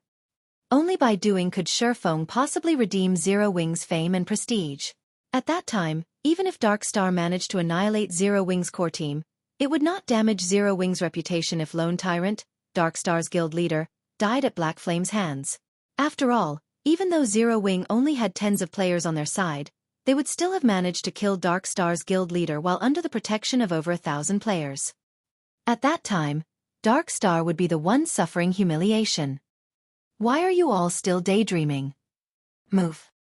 Yulan angrily shouted when she noticed that none of Dark Star's rangers had reacted. However, Yulan suddenly felt that something was amiss. Instead of looking towards the outskirts of the encirclement, all of these rangers stared at the space above her. Immediately, Yulan raised her head, discovering a figure falling towards her, and this figure was none other than Feng himself. Panic surfaced on Lone Tyrant's face. He never imagined that Feng would be so suicidal as to come for his life. Black Flame, if you wish to die, then I'll grant your wish. The corners of Lone Tyrant's mouth raised slightly. He then picked up his shield and sword, fully prepared to guard against Feng's attack. What amazing courage! Ming Sha, who stood by Lone Tyrant's side, brimmed with fighting spirit right now, his eyes glowing as he watched Feng fall. He then retrieved the Bone Shatterer from his back and stood in front of Lone Tyrant, acting like a highly defensive wall. Ming Sha secretly admired Feng's performance, and he deeply wished he that could properly exchange blows with this man. However, responsibilities came first, so he had no choice but to get rid Feng. Even with Ming Sha protecting Lone Tyrant, Yulan still felt that something was off. After all, why would an intelligent and resourceful man like Black Flame carry out such a reckless action? As insurance, Yulan hurriedly commanded, Guardian Knights, use Protection Blessing on Guild Leader Tyrant. All healers focus on healing Guild Leader Tyrant as well. Do not let Black Flame succeed.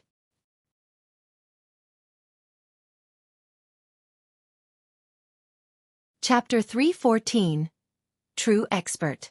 When Feng landed soundlessly on the ground, he was only 20 yards away from Lone Tyrant. In the next moment, sacred heals graced Lone Tyrant, one after another. Lone Tyrant was one of the top 10 players on the ranking list of White River City. He was one of the apex MTs throughout White River City as well. Although he was only level 21 at the moment, he had over 3,700 HP, and he was not much weaker than Cola. With high HP and defense, physical damage classes such as assassins, berserkers, swordsmen, and rangers would find it extremely difficult to kill Lone Tyrant. Not to mention, Lone Tyrant now had a large team of healers keeping him alive.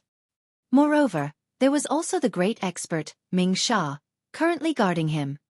Hence, Yulan was greatly confused as she watched Feng's foolish actions. Let me see what you are made of. Ming Sha smiled at the oncoming Feng, and at the same time, he lifted the Bone Shatterer and slashed it down at his enemy. The Bone Shatterer was a massive great sword, yet, Ming Sha wielded it nimbly and accurately. In a single strike, he had completely sealed off Feng's path of advance. At this moment, the surrounding melee players of Dark Star charged at Feng, intending to make mincemeat of him. Meanwhile, the mages standing a short distance away also started casting their spells.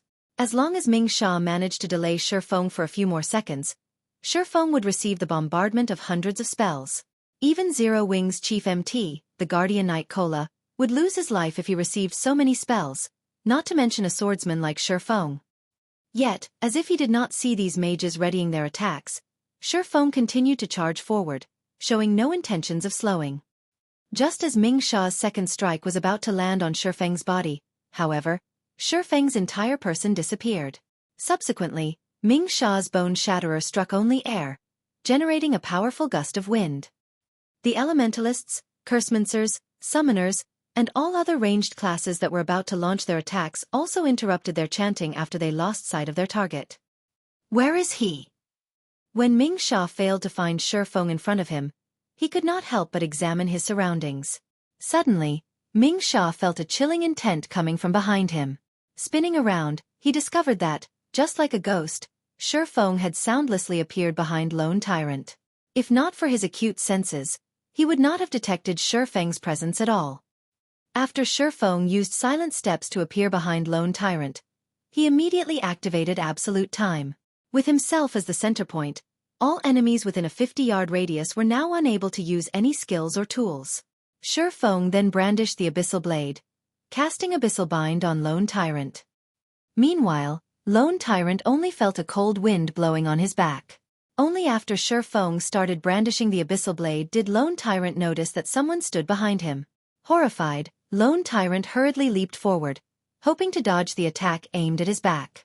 As insurance, Lone Tyrant even intended to cast Protection Blessing on himself. However, Feng was simply too fast. He had activated Absolute Time and Abyssal Bind almost simultaneously. Discovering that he could not activate Protection Blessing, Lone Tyrant's heart grew extremely anxious. In the next instant, 9 pitch-black chains bound his body, preventing him from moving even an inch. Meanwhile, the healers standing in the distance could only watch this scene play out. With their skills locked, the most they could do was provide moral support. Damn! Seeing that Feng was the only person standing close to Lone Tyrant, Ming Sha realized that he had been tricked. Feng had deceived him into leaving Lone Tyrant's side. Suddenly, a feeling that he had just been played for a fool grew in Ming Sha's mind. This was the first time he had felt such a feeling. Lone Tyrant was bound and completely unguarded right now. He was unable to resist in the slightest. If he, Ming Sha, had stayed by Lone Tyrant's side, even if Lone Tyrant were bound, he could have still helped defend against attacks. Now, however, he was almost a full 10 yards away from Lone Tyrant. If this were any other day, he could have closed the distance between them using the charge he had specifically reserved. Now, however, none of his skills would work. Even if he wanted to save Lone Tyrant, he was powerless to do so. However, he only needed around 2 seconds to close a distance of 10 yards. As long as Lone Tyrant could survive that long, Ming Sha was confident in stopping Feng, preventing Feng from dealing any more damage to Lone Tyrant. Naturally, Lone Tyrant had considered this as well. Hence, even when faced with Feng's Abyssal Blade and Purgatory Shadow, he still revealed his confidence as if saying, "What can you do to me?" He was a Guardian Knight who possessed 3,700 HP. It was simply impossible for Feng to kill him in 2 short seconds. Unfortunately, reality had cruelly slapped Lone Tyrant in the face. When Feng's chop landed on Lone Tyrant, who now had his defense reduced by 100% due to the effects of the Abyssal Bind, a frightening damage of -1,500 appeared above Lone Tyrant's head. This single slash had erased Lone Tyrant's confidence. Now, an expression of fear decorated Lone Tyrant's face instead. Immediately, Lone Tyrant struggled to escape Abyssal Bind. However, no matter how much energy he expended, the bone-chilling chains remain unperturbed. This was the first time Lone Tyrant had felt so powerless. He had over 1,000 subordinates and a team of experts protecting him. Yet, Feng regarded them all as nothing. Now, he could not even resist while Feng arbitrarily slaughtered him. Feng lifted the Abyssal Blade high. In the next moment, the Abyssal Blade, which was covered in green arcs of lightning, descended, and 3 arcs of lightning penetrated Lone Tyrant's body. -984. -1,370. -1892. After thundering flash ended, Lone Tyrant's body fell to the ground. From beginning to end, Feng had only used 2 moves to finish off Lone Tyrant, and the time he spent doing so had not exceeded 1 second. Feng's attack power thoroughly shocked everyone from Dark Star. Feng's performance was simply stunning. Even when faced with over 1,000 elites from Dark Star, he managed to kill Dark Star's guild leader, Lone Tyrant. Ming Sha was also stunned by this scene. He had never imagined that Lone Tyrant would die so quickly under Feng's assault. "Everybody get him. No matter what, do not let him escape," Ming Sha bellowed as he felt unprecedented humiliation. After finishing off Lone Tyrant, Feng sent a chilling gaze to his surroundings. Those who received his gaze inadvertently halted their steps, and none dared to look Feng in the eyes. Feng was like a king that had descended from heaven. Nobody dared compete with him over dominance. Faced with Ming Sha's glare, Feng simply raised his index finger at Ming Sha. He then made a hooking motion with his finger and softly chuckled. Ming Sha's rage burned even brighter after receiving such a blatant provocation. Immediately, he lifted his great sword and charged at his opponent. In reply to Ming Sha's actions, Feng gently waved the Abyssal Blade as he walked forward. Feng had the presence of a king facing an ant's challenge, his mind appearing completely at ease. When the 2 swords collided, sparks flew. The impact of the attack forced Ming Sha to retreat multiple steps before he could stabilize himself. Feng, however, had not moved an inch. The gap in strength between the two was clear at a glance. Giving Ming Sha no time, Feng instantly charged forward and brandished his sword. 1 slash, 2 slashes, 3 slashes. Feng's attacks were like a violent gale. Ming Sha desperately dodged and blocked the onslaught. However, each time Ming Sha was knocked back, it was very difficult for him to stabilize his form. After receiving over a dozen attacks, Ming Sha finally failed to block an attack. He received a hit to his abdomen, and the blow sent him flying. However, Feng was not done. Feng's feet suddenly exerted an explosive force, creating a deep pit in the ground as his body shot towards Ming Sha like an artillery shell. While his body remained in mid-air, Ming Sha was unable to exert any force to retaliate or dodge. The moment Feng shot past Ming Sha, he brandished his swords multiple times. Each and every attack struck Ming Sha's vital points, all of them causing over -600 damage. In the blink of an eye, Ming Sha's life was no more. The scene dumbfounded the audience from Dark Star. What they had witnessed was simply Feng flying past Ming Sha, followed by silvery sword streaks wrapping around Ming Sha's body. By the time Feng passed Ming Sha's body, Mind Sha was already dead. Meanwhile, after Feng dove into the dense forest, with a few leaps, his figure completely vanished.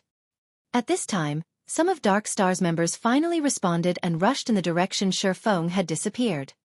Yulon, do we chase after him? South Wolf worriedly asked as he looked to Yulon. South Wolf was very clear about just how powerful Ming Sha was. Yet, such a powerful expert still died at Feng's hands. Moreover, from beginning to end, Feng had not used any skills in the exchange with Ming Sha. He relied purely on techniques to kill his opponent. This was something that South Wolf had never dared to imagine possible in the past.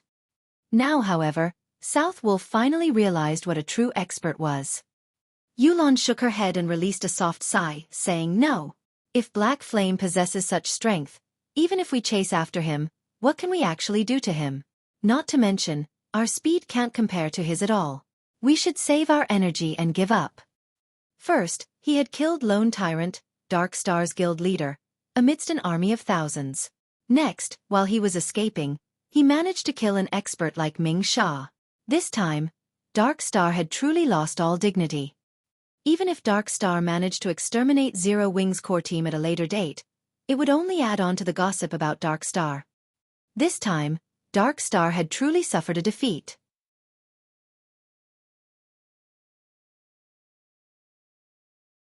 Chapter 315.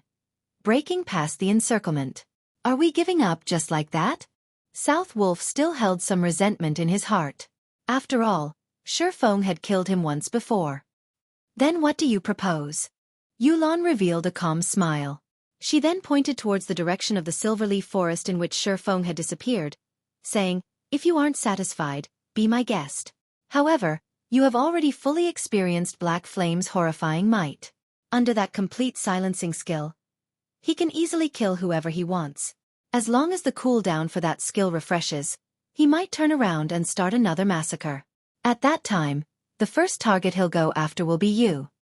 When South Wolf heard her reasoning, cold sweat permeated his forehead as he recalled the scene of Feng killing Ming Sha before escaping. Even until now, fear lingered within him. But how should we explain things to young Master Feng? Although South Wolf feared Feng Xianyang was not someone he could afford to provoke. "I'll deal with young Master Feng. Today, we experienced Black Flame's true strength, so consider it a great harvest. As for the other matters, let's leave those to Guild Leader Tyrant to deal with," Yulon said as she revealed a mysterious smile. She then turned around and left. Feeling helpless, South Wolf sighed and departed with Yulon. Now that both Lone Tyrant and Ming Sha had died, what could he, South Wolf, possibly do? Moreover, his main task for today was to show Yulon around the guild and allow her to assess the situation at Dark Star. Hunting Zero Wing was a side task. At a lake nestled in the Silverleaf Forest, Fire Dance and the other core members of Zero Wing had been waiting for a long time now. However, even after so much time had passed, Feng had yet to show up, causing them all to grow slightly anxious. "Sister Fire Dance, guild leader still hasn't shown up yet. Why don't we check on him?" One of the 5 demon generals, the assassin, Flying Shadow, asked. In the past, Flying Shadow had been a solitary person. However, his strength could rank at the very top of Shadow. Although he had not performed any outstanding feats during the early stages of the game, he had not performed badly either. In general, he had been an average player. In this life, however, after Feng recruited him into the Zero Wing workshop, he immediately assigned him to Zero Wing's core team. Many in the guild had initially voiced their opinions against this matter. However, as time slowly passed, everyone finally realized that Feng's decision was still as impeccable as always. It was not something the likes of them could hope to compare to. Within the Zero Wing's core team, Fire Dance had always been the publicly acknowledged #1 assassin of Zero Wing. Meanwhile, the position of #2 assassin had been undetermined. However, after Flying Shadow joined the guild, his techniques rose rapidly with each passing battle and friendly competition. Very quickly, everyone began to acknowledge him, and now, he was considered the most powerful assassin in Zero Wing after Fire Dance. No. Since guild leader has chosen to stay behind, he obviously is confident of obtaining victory. We will only be a hindrance if we try to help. Fire Dance shook her head and rejected Flying Shadow's proposal. In reality, however, she was also worried about Feng. At this moment, a black figure pierced through the brush, landing by the lakeside soundlessly. Before anyone noticed, this black figure had arrived before them. Fire Dance and Violet Cloud were the first to detect this figure's presence. Instinctively, Fire Dance retrieved the daggers from her waist, preparing to meet with a great enemy. Soon after, everyone else discovered the presence of this newcomer as well, and they too promptly readied their weapons. Although they could not see this black figure's appearance clearly, the pressure the figure emitted was no less than a lord-ranked boss. Guild leader. Fire Dance quickly recognized Feng's appearance, and she was greatly shocked when she felt his aura. Previously, as they had been in a hurry to escape, she had not noticed Feng's change. Now that she confronted Feng, face to face, she suddenly realized that Feng's strength had greatly improved. Right now, even she could not determine exactly how powerful Feng was. It was especially true for the sharp and frightening aura he emanated. It seems that all of you have improved greatly recently. You actually managed to discover me so quickly. Feng examined his guild members and revealed a satisfied smile. Battles in God's domain were unlike any other virtual reality game. The improvement of a person's strength was not limited to techniques and equipment. One must also possess a bestial intuition. After all, the penalty for death was not low, so such an intuition was essential when engaged in combat in the fields. In reality, if players did not suffer death when grinding out in the fields, they could easily reach level 200 within 2 years. Yet, Feng had taken a decade to reach level 200 in the past. Death was inevitable when battling in God's domain. In the past, Feng had died countless times while participating in all sorts of combat. In God's domain, danger always lurked around the corner. Guild wars were only a small part of the dangers in God's domain. Thus, it was of utmost importance for a player to nurture a bestial intuition to avoid unnecessary deaths. It was also a key to leveling up quickly. People's lives in reality were simply too peaceful, so this bestial intuition had been completely buried deep in their bodies. However, as players experienced more battles in God's domain, this intuition would slowly rise to the surface. Meanwhile, the rate at which players improved also correlated to how strong their intuition became, and this was one of the main factors differentiating average players from experts. Feng chose to appear so stealthily to test everyone's intuition, and the result had not disappointed him. Compared to several days ago, everyone present had improved greatly. Though when compared to Fire Dance and Violet Cloud, everyone else's improvement paled slightly. Nevertheless, they were still much stronger than the average elite player. After Feng finished evaluating everyone's strengths, he then said with a smile, "All right, let's leave this place. Follow me." Leave. This was exactly what everyone had constantly tried to do. However, it was simply too difficult to accomplish. Currently, Dark Star's forces locked down the Silverleaf Forest. With their team of slightly more than 30, it was impossible to fight their way out of the forest. In the next moment, however, Feng gave everyone an underwater breathing potion. This potion allowed players to breathe underwater for half an hour. Following which, Feng gulped down the breathing potion and jumped into the lake. He then dove into the depths of the lake. The team copied Feng's actions, drinking the breathing potion and jumping into the lake as well. This lake was not just a pool of stagnant water. Instead, it connected to the other lakes found in the Silverleaf Forest. A player in the past had accidentally stumbled on this particular secret. This player had only managed to discover this secret as he tried to catch the silver carp found in the Silverleaf Forest. The silver carp was a precious cooking ingredient, and its flavor far surpassed the carp found in the real world. Moreover, after eating the dishes made using the silver carp, there was a very small chance for players to receive a permanent increase of 1 point to a basic attribute. Players could receive up to a total of 20 attribute points through consuming these delicacies. Unfortunately, the attribute rewarded was always random. Even so, players still valued the silver carp. Many players who were gourmands and wished to increase their strength would willingly spend a massive sum of money to purchase silver carp. So silver carp had always been short in supply, and their prices had steadily increased over time. Back in the day, plenty of players would come to the Silverleaf Forest to fish for the silver carp. There was also no lack of bloodbaths due to competition over these silver carp as well. Feng led everyone through one underwater tunnel after another, gradually distancing themselves from Dark Star's encirclement. However, Dark Star still held Silverleaf Forest's exits. So, it was impossible for them to depart from the forest safely. A guild war order could seal an area for 24 hours. During this period, no one could use return scrolls in this area. In addition, if enemy guild members logged out of the game while in this area, they would receive very harsh punishment.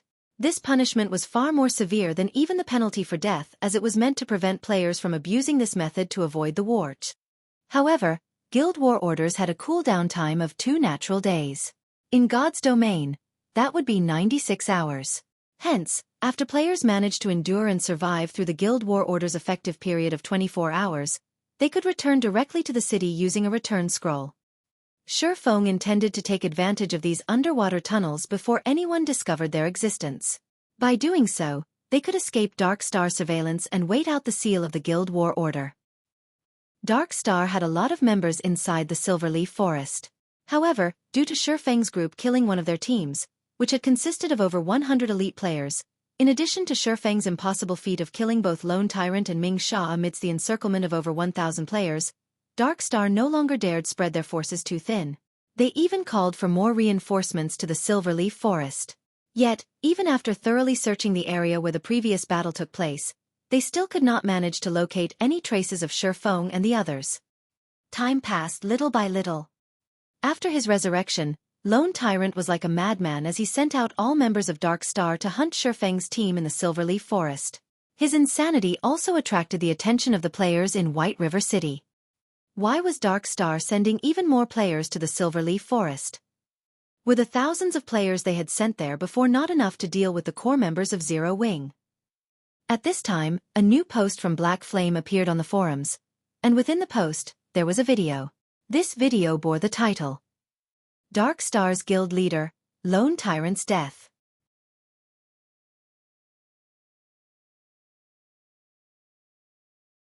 Chapter 316. Shocking Star Moon. The confrontation between Dark Star and Zero Wing had already become explosively popular on the forums. Previously, using the name Black Flame, Feng had declared that he would exact vengeance against Dark Star. In response, those who knew of Dark Star's strength were not optimistic about Zero Wing's chances of success. After all, everyone knew that Zero Wing had only recently established. It did not possess a significant background. However, Zero Wing was still the first guild in Star Moon Kingdom to possess a guild residence, so most considered it to have great potential. If it spent a few more months developing, it might become an existence that surpassed even Dark Star. At the moment, though, it was simply too early for Zero Wing to go against Dark Star. Yet, sometime later, such remarks about Zero Wing completely disappeared. World Dominators, veteran first-rate guild, had actually suffered defeat. Moreover, the guild had been eliminated from the competition for dominance over White River City. Zero Wing had played a significant role in achieving this feat, so it was apparent that Zero Wing was not as weak as everyone had imagined. Hence, the moment the video of Feng killing Dark Star's guild leader, Lone Tyrant, uploaded, its popularity instantly grew. In particular, the scene where Feng indifferently faced off against an army of over 1,000 elites and managed to kill Lone Tyrant by himself garnered huge amounts of attention. Feng's actions made it seem as if killing the enemy commander while surrounded by an army as simple as taking something out of his pockets.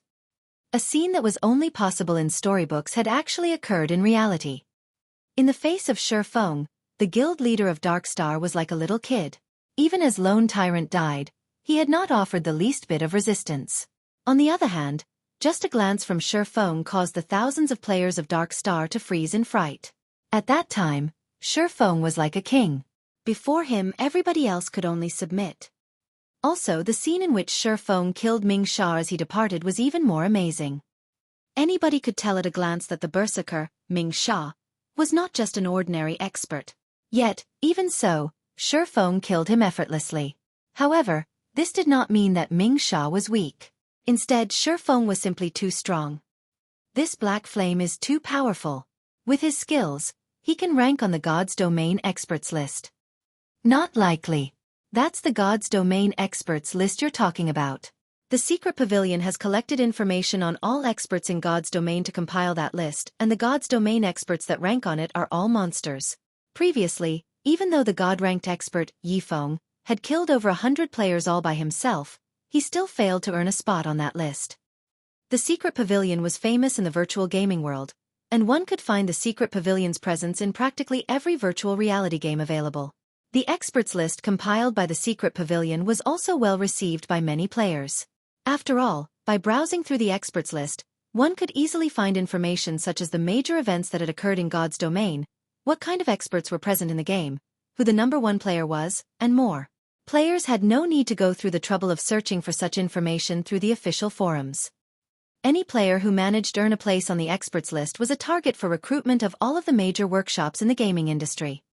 Although nobody knew whether Black Flame was capable of ranking on the experts list, undoubtedly, he had already earned his fame in Star Moon Kingdom. In the future, whenever people talked about Zero Wing, the first thing that would come to their minds would be Black Flame. Damn it! Damn that Black Flame! Lone Tyrant burst into an uncontrollable rage when he discovered the video Feng had uploaded. His original plan to destroy Zero Wing had completely backfired, and instead, he became the laughingstock throughout Star Moon Kingdom.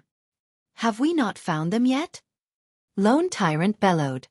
Dark Star had suffered a tremendous loss this time. Not only had it lost more than 1,000 players to Zero Wing, but Dark Star's fame and prestige had also been destroyed. Lone Tyrant's reputation had gone up in flames. To make things worse, he still had to compensate World Dominators for its losses.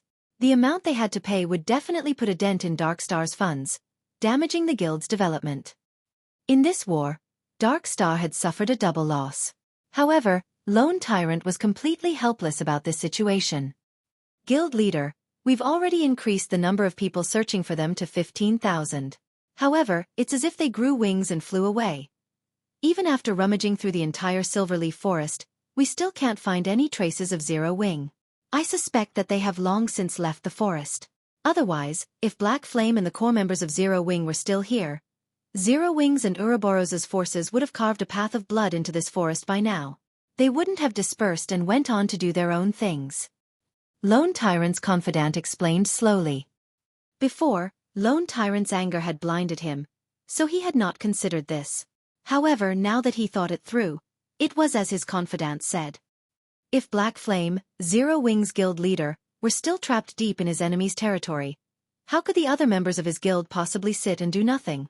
They would have charged forward in desperation. If Zero Wing had joined hands with Ouroboros, based on Dark Star's strength, Dark Star would have no choice but to back off. Yet, Zero Wing had not done so. Even the reinforcements Lone Tyrant had called in from White River City received no obstruction whatsoever from the other guild. Based on Zero Wing's inaction, one could conclude that Black Flame had indeed already left the Silverleaf Forest. Damn that Black Flame! We've wasted so much time and manpower. Lone Tyrant's eyes burned with anger. However, he was simply helpless against Zero Wing. It was no longer possible to deal with their enemy now. Previously, he had the help of World Dominators to hinder Ouroboros. Now that World Dominators was out of the competition, if Dark Star wished to deal with Zero Wing, it would have to fight both Zero Wing and Ouroboros simultaneously. Even with Underworld support, it was still not an opponent for these two guilds. Suddenly, Lone Tyrant seemed to age by several years. Pass on my command. Everybody is dismissed. Those who should rest, rest. Those who wish to level up, go level up. As for the rewards and compensations, I will issue those later. After Lone Tyrant finished speaking, as if all the strength in his body drained away, his entire person became powerless. Soon after, everyone from Dark Star departed from the Silverleaf Forest, one after another. As for the seal of Guild War Order, that, too, had dissipated. When the thousands of players from Dark Star hunted Feng's group, having nothing better to do, Feng and the others had spent their time searching for silver carp at a lake. Currently, nobody that knew how precious silver carp were. Moreover, now that the underwater areas of the Silverleaf Forest had yet to develop, one could find a large number of silver carp in the lakes in the area. Even in the very beginning, each silver carp sold for 20 silver coins. Presently, 20 silver was worth 3,000 credits. It could compare to the monthly salaries of white-collared workers. By the time everybody discovered the silver carp's value, its price had soared from the initial 20 silver coins to 2 gold coins. To an average player, Such an amount was a fortune. During the several hours Dark Star had hunted them, Feng and the others had managed to catch over 20 silver carp. They even discovered multiple treasure chests. Although they were only bronze and mysterious iron rank, it was still a considerable harvest. Guild leader, as you predicted, Dark Star has released the seal on the Silverleaf Forest, Fire Dance reported excitedly. Although everything had gone according to Feng's plan, when everyone witnessed the area seal lifting so quickly, they could not help their astonishment. It was as if everything was within Feng's grasp. That's that. However, we are now red players. If we aren't nobles of White River City, we won't have any way to enter the city safely. Most of us are already level 20, so if we wish to upgrade ourselves further, we need to complete our class change. Let's first wash away our red names. Otherwise, we can't enter White River City to accept our class change quest. Feng was not particularly surprised about the seal on the Silverleaf Forest releasing. After spending so much time and manpower, Dark Star had still failed to locate any of them. As long as Lone Tyrant was not an idiot, he would definitely stop searching for them like a fool.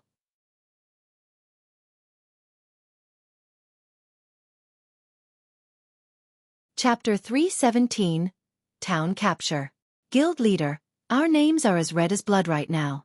Most of us have killed more than 10 people, while Blackie and I have killed more than 100 each. We'll need to waste a lot of time to cleanse our red names completely. By the time we do, most of the players from the other guilds will have already reached level 20, Fire Dance said as she smiled bitterly. If a player wished to remove their status as a red name, they needed to remove the crime value they had accumulated. One of the most common ways to get rid of crime value was to wait, as a player's crime value decreased over time. However, if one's crime value was excessively high, they needed to punish evil and promote righteousness. However, although killing NPCs such as villains, criminals, and bandits would significantly reduce a player's crime value, there was no other benefit for doing so. Killing these NPCs would not provide players with any additional rewards or EXP. Moreover, these NPCs were very few and usually scattered all over God's domain. It would be fine if players hunted for these NPCs by themselves, but hunting as a group would be time-consuming and inefficient. Indeed. Let's forget about cleansing your red names for now. We'll raise our White River City reputation. As long as you become nobles, entering the city as red names will not have significant consequences. We should have no problems taking on the class change quest. Feng made his decision after some thought. Otherwise, it would take around 2 to 3 days' effort to cleanse such a high crime value. Everyone fell speechless when they heard Feng's decision to raise their reputation in White River City to the degree of becoming a noble. Feng made it sound as if becoming a noble of White River City was as easy as buying cabbage from the market. It was extremely difficult for players to raise their White River City reputation, and one needed to invest a lot of time to accumulate sufficient reputation points to become a noble. In this case, it would be much easier to hunt for NPC bandits.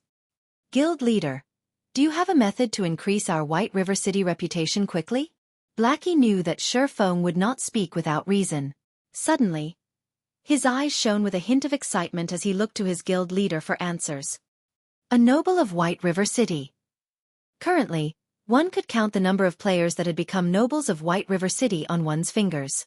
After becoming a noble, not only could one purchase a business stall in White River City, but one could also receive high-level quests in the city. The rewards were enough to drool over. Although the EXP rewarded was low, the monetary rewards consisted of silver coins, not copper coins. Most importantly, nobles could receive a 10% discount when purchasing items in White River City. They could also receive a 30% discount when repairing weapons and equipment. Currently, every time they went to repair items, they would always leave with a stomach ache. Due to the quality of their items, the repair fees were at least 6 times higher than the average players. If they could become nobles of White River City, in the future, they would not become poor bastards whenever they needed to repair their equipment. They might even get the chance to enter the nobles district. Feng rolled his eyes at Blackie, saying, "Do you really think it is so easy to become a noble?" The team could not help their laughter at Blackie as he nearly choked from Feng's reply. Although it is not easy to raise one's reputation in White River City, if one wishes to increase it quickly, there is indeed a method to do so. Guild Leader, is there really such a method? Kola asked excitedly. It was an absolute nightmare for him whenever he had to repair his equipment. Out of cloth armor, leather armor, and plate armor, the repair fees for cloth armor were the cheapest. On the other hand, plate armor cost the most to repair, and normally, the fees were at least double that of cloth armor. Ah, there is one method. Town capture, Feng nodded, revealing a mysterious smile. Feng's announcement stunned his guildmates. What kind of trouble was Feng trying to stir? They had just escaped from Darkstar's pursuit, yet, now they were going to capture a town. Town capture. Cola was confused. Although he did not know why Feng suggested they capture a town, such a thing was not easy. Level 50 elite NPCs guarded every town. There were even Tier 2 NPCs protecting them. Even with their strength combined, they wouldn't be a match for even a single level 50 elite NPC, not to mention a Tier 2 NPC. That's right. However, we're not going to capture just any town. Instead, our aim is Creek Town, one of the towns within the White River City region that's occupied by evil-aligned NPCs. As long as we capture this town, we can obtain a lot of White River City reputation points. If we're lucky, there might even be unexpected rewards, Feng explained. However, it won't be easy. I'll need to make some preparations before we set off. Just stay here and catch some fish for now. I'll head back and make the necessary arrangements. I'll notify you guys once I'm done. After Feng said so, he used a return scroll. Town capture. During the middle stages of God's domain, this was a commonplace activity for players. There were plenty of small towns in God's domain, and a majority of these towns were not under the management of any kingdoms or empires.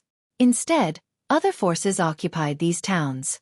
So long as players wished to establish their own empire in God's domain, it was a must for them to occupy towns. Meanwhile, if players wished to occupy a town, they needed to chase away the forces that occupied said town first. Only by doing so could they turn the town into their own guild town. They could then slowly develop and upgrade the town's rank. It was also not impossible for players to develop a town to surpass even Star Moon City. However, the conditions for doing so were extremely demanding, so it was very difficult for players to succeed. Moreover, capturing a town was easier said than done. Even if the current #1 guild in White River City, Ouroboros, went all out, they should not have any clue of how to capture a town. It should be impossible for Ouroboros to capture even the most bordered and resource-poor town. On top of that, now that Feng had unsealed the Endless Abyss, towns had upgraded their overall strength in preparation for the assault from demonic beasts, making it even more challenging for players to capture a town. However, Creek Town, the town Feng had chosen as his target, was slightly special. There was a hidden quest in White River City that would greatly reduce the overall strength of Creek Town. If the town were weakened, capture would become far easier. However, in order to accept this hidden quest, at the very minimum, one must first become a Viscount of White River City. Fortunately, Feng just happened to be just that. After Feng returned to White River City, he suddenly became the focus of the entire city. Any players who saw him immediately began whispering to companions or strangers by their sides. Feng was a celebrity right now, and everyone in White River City knew about him. Although part of the reason why Feng attracted so much attention was due to his blood-red name, the actual cause for his fame was due to the name Black Flame. The video of the battle in the Silverleaf Forest was extremely exciting. The scene where Feng had leaped high into the air to finish off Ming Sha was particularly unforgettable. Countless players had tried to mimic Feng's actions. Unfortunately, average players could, at most, jump 2 to 3 meters high. Compared to Feng, who had managed to reach a height of 8 meters, the gap between them was simply too massive. Moreover, Feng had brandished his sword 6 times while in mid-air, and every strike accurately landed on Ming Sha's vital points. Through their attempts to mimic Feng's actions, everyone's admiration for him grew. Everyone knew that a player's basic attributes determined the gap between them and others. Only after making a comparison did they know just how wide the gap was between them and Feng. Guild Leader Black Flame. When will Zero Wing hold another mass recruitment? I've been waiting to join Zero Wing for a long time now. A level 17 male swordsman asked loudly. That's right. This little girl wishes to join Zero Wing as well. Big Brother Black Flame, please tell this little sister when you'll recruit again. It can be our little secret. I promise not to tell anyone. a beautiful female summoner asked sweetly. Everyone's eagerness to join Zero Wing grew greater and greater. If Zero Wing had not announced to the public that it had temporarily halted recruitment in order to fine-tune the management of the guild, the stampede of players might have trampled Zero Wing's recruitment area by now. The crowd's enthusiasm started to make even Feng grow afraid. Without a better choice, he said, everyone can rest assured that Zero Wing will definitely recruit for more members. Moreover, we will have even more slots available during the next recruitment. As for the time and venue, the recruitment will be held in 3 days at Zero Wing's guild residence. I hope that everyone will show up for the registration when the time comes. Finished speaking, Feng hurriedly escaped. If he remained any longer, he might not be able to get away. In 3 days? Great. I can use that time to improve my techniques and strength. I will definitely pass the test and become a member of Zero Wing. After receiving a specific time, everyone grew even more enthusiastic. They all swore to join Zero Wing no matter what. In their minds, Zero Wing stood out like a sacred temple of experts.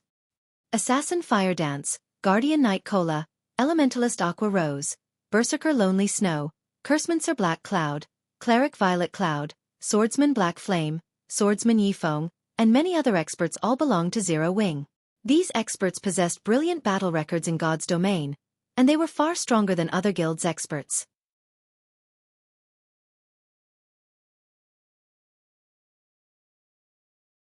Chapter 318, Bloodhand.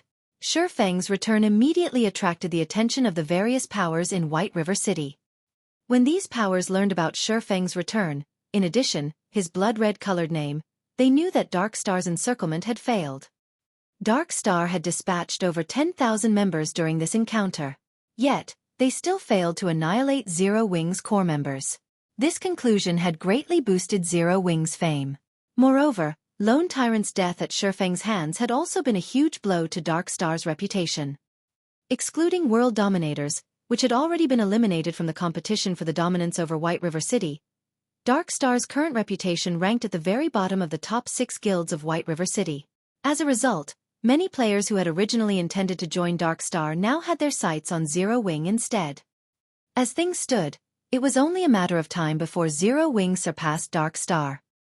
After escaping the attention of the passionate players surrounding him, Feng immediately draped a black cloak over his shoulders, covering his face and hiding his name. He then hurried towards the Adventurers Association of White River City. On the way, Feng contacted Aqua Rose and had her bring around 60 core members to the Adventurers Association to meet up with him. 20 minutes later, Aqua Rose showed up at the entrance of the Adventurers Association with the requested guildmates. Every one of these core members wore equipment that was mysterious iron rank and above. Among them, many possessed secret silver equipment. The group looked dazzling when they stood in front of the entrance, invoking the envy and admiration of many passing players. Although Dark Star's ambush and the battle with world dominators had significantly damaged Zero Wing, fortunately, the guild possessed a relatively large stock of bronze and mysterious iron equipment to compensate for the loss. Only, some time was required to regain the lost levels. Meanwhile, Aqua Rose's group consisted of players that had been busy raiding dungeons while the guild war had taken place. They had not been able to make it in time to help. Big Sis Aqua, why do you think the guild leader called us here? A female cleric called Snow Goose asked curiously. Isn't it obvious? Dark Star caused us trouble, picking a fight. Our guild leader obviously wants us here to plan our payback, a berserker said, laughing. That's great. The dungeon we raided before was too far away, so we couldn't join in the guild war. Now, I'll get to teach those bastards from Dark Star a lesson. Snow Goose giggled as she waved her delicate fist around. Watching this scene, Aqua Rose could not help but laugh, saying, Snow Goose, aren't you a little too aggressive? Although the guild leader hasn't expressed his plans for us yet, I feel that he called us here for something else. Otherwise, if we start a war against Dark Star with the few numbers we have here, we won't even fill in the gaps between their teeth. Stop guessing blindly. In any case, we'll know what he wants us to do soon enough. Hearing that their guild leader had called them here for something else, Snow Goose's mood dampened slightly. The others also revealed disappointed expressions. Feng finally arrived after Aqua Rose and the others had waited at the Adventurers Association's entrance for a short while. Guild leader, Why are you still wearing a cloak? Are we not allowed to expose ourselves in this operation? Should we leave and sneak back over here? Aqua Rose could not help her confusion when she saw Feng hiding his face. At this moment, Feng looked like a wanted criminal who was afraid of being discovered. I hadn't intended to use it. However, being too famous doesn't help me either. If I removed my cloak, I don't think I will get further than the front door of the Adventurers Association, Feng said, laughing bitterly. Forget about it. Invite me to the team and let's get down to business. From Feng's brief explanation, Aqua Rose imagined the comical scene of a horde of players mobbing Feng. Involuntarily, Aqua Rose's lips hooked up into a bright smile. The dignified guild leader of Zero Wing had been fearless even against an army of thousands. Yet, now, he was actually afraid of his fans' enthusiasm. After Aqua Rose invited Feng to the team, she passed the team leader position to Feng. After becoming the leader of the team, Feng immediately examined everyone's level, and he could not help but feel proud at what he saw. A majority of the team was level 19, while a small portion had already reached level 20. This was unimaginable in any other guild. As the various large guilds competed over the first clear of the 3 great dungeons, naturally, they would not hurry to level up. In truth, the guild's actions were similar to putting the cart before the horse. Although obtaining the first clear of the 3 great dungeons was important, God's Domain worked differently from other MMOs. If players paid too much attention to their gains and losses during the early stages of the game, they could easily miss other opportunities. Take the promotion to become a Tier 1 class for example. Level 20 dungeons specifically catered to Tier 1 classes. The only reason Fire Dance and the others had managed to clear level 20 dungeons was mainly due to the excellent equipment they possessed. Otherwise, it would have been extremely difficult to achieve such a feat. Not to mention, there were still the 50-man and 100-man level 20 large-scale team dungeons. Hence, the earlier they completed their Tier 1 promotion, the better their chances were of obtaining the first clear of the 100-man team dungeon. The only benefit of obtaining the first clear of the level 10 3 great dungeons was fame among players. By obtaining the first clear of a level 20 100-man team dungeon, however, not only could they increase their fame, but they could also encounter a great opportunity. Let's head to the second floor, Feng said in the team chat. Normally, nobody visited the second floor of the Adventurers Association. This place did not receive individual guild players. Instead, this place was exclusive to guild teams. Sister Aqua, why do you think the guild leader has led us here? Snow Goose asked curiously. I don't know. Aqua Rose shook her head. She, too, could not see through their guild leader, Feng. However, it was precisely because of this that she had chosen to join Zero Wing. She then continued, however, this is where guilds come to take on large-scale quests. I wonder what kind of great quest the guild leader plans to accept? At this time, Feng sat in front of the VIP counter. With a smile, the beautiful receptionist behind the counter asked, Lord Viscount, how may I be of service today? I wish to take on a guild crusade quest, Feng requested. Okay. However, as the Zero Wing Guild is only a 3-star guild, there are only 4 locations available for a crusade. May I know which location Lord Viscount desires? The receptionist listed the 4 locations. They were rather remote towns, barren wastelands. However, dark forces occupied each location. Without 2,000 to 3,000 level 30 Tier 1 players, one should not even consider capturing it. Of course, this was only in the case for attacking normally. If it were a crusade, however, the difficulty of capturing the town would significantly decrease. Even so, it was still extremely difficult. If one attempted to capture these towns with only 100 players around level 20, it would be suicide. Creek Town then. Feng was very familiar with the crusade quests available in White River City. He chose Creek Town, which was occupied by the Bloodhand Association, without hesitation.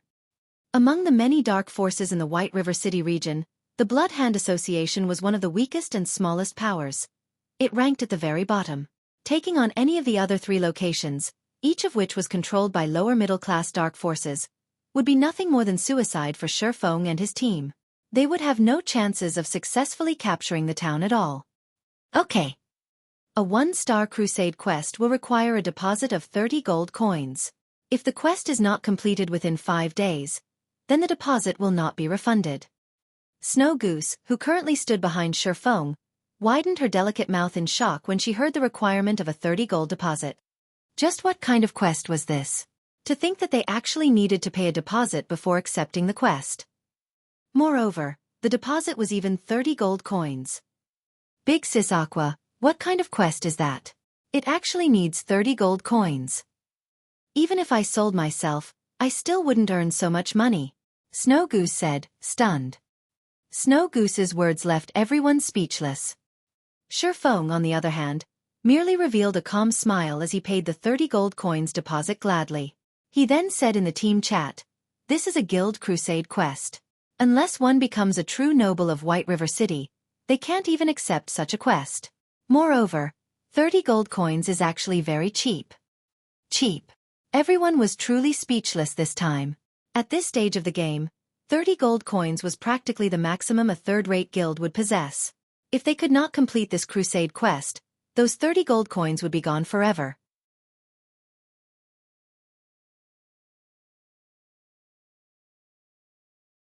Chapter 319. Windbreaker. After Feng accepted the 1-star Guild Crusade quest, he led everyone to the Twilight Temple. The Twilight Temple was a main hub for healer classes. Here clerics, oracles, and druids could take on quests that rewarded high-level skills related to their classes. Guild leader, what are we doing here? Aqua Rose asked, confused. We're looking for assistance. Feng smiled faintly, not bothering to explain further.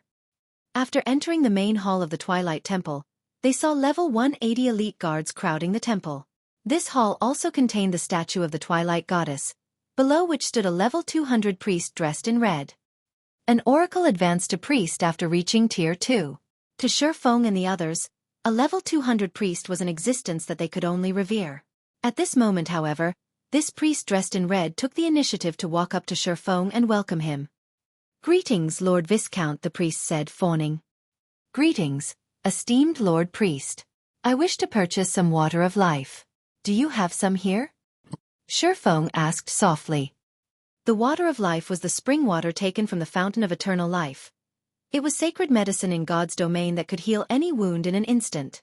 It could even regenerate a person's lost limbs, so the water of life was extremely valuable. To NPCs, the water of life held great importance. The Twilight Temple worshipped the Twilight Goddess. Meanwhile, the Fountain of Eternal Life was a godly relic that the Twilight Goddess had bestowed upon the Twilight Temple. Hence, throughout God's domain, only the Twilight Temple could possibly obtain the water of life. "Lord Viscount, water of life is precious. This is a gift of the Twilight Goddess to we humans, and every drop is a treasure. It is not something a priest like myself can give to others casually, so I beg for Lord Viscount's forgiveness," the priest said, appearing slightly angry. However, a Viscount was a person of relatively high status in White River City. Even if Feng's request angered the priest still had to endure and hold it in. If any other player stood in Feng's place right now, the priest might have thrown them out of the temple already. Naturally, Feng knew this. Although he had guessed that his identity as a Viscount would not get him the water of life, the priest's unwavering refusal still shocked him slightly.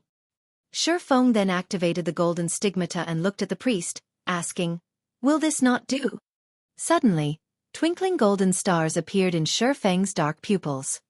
His body began to emanate a terrifying aura.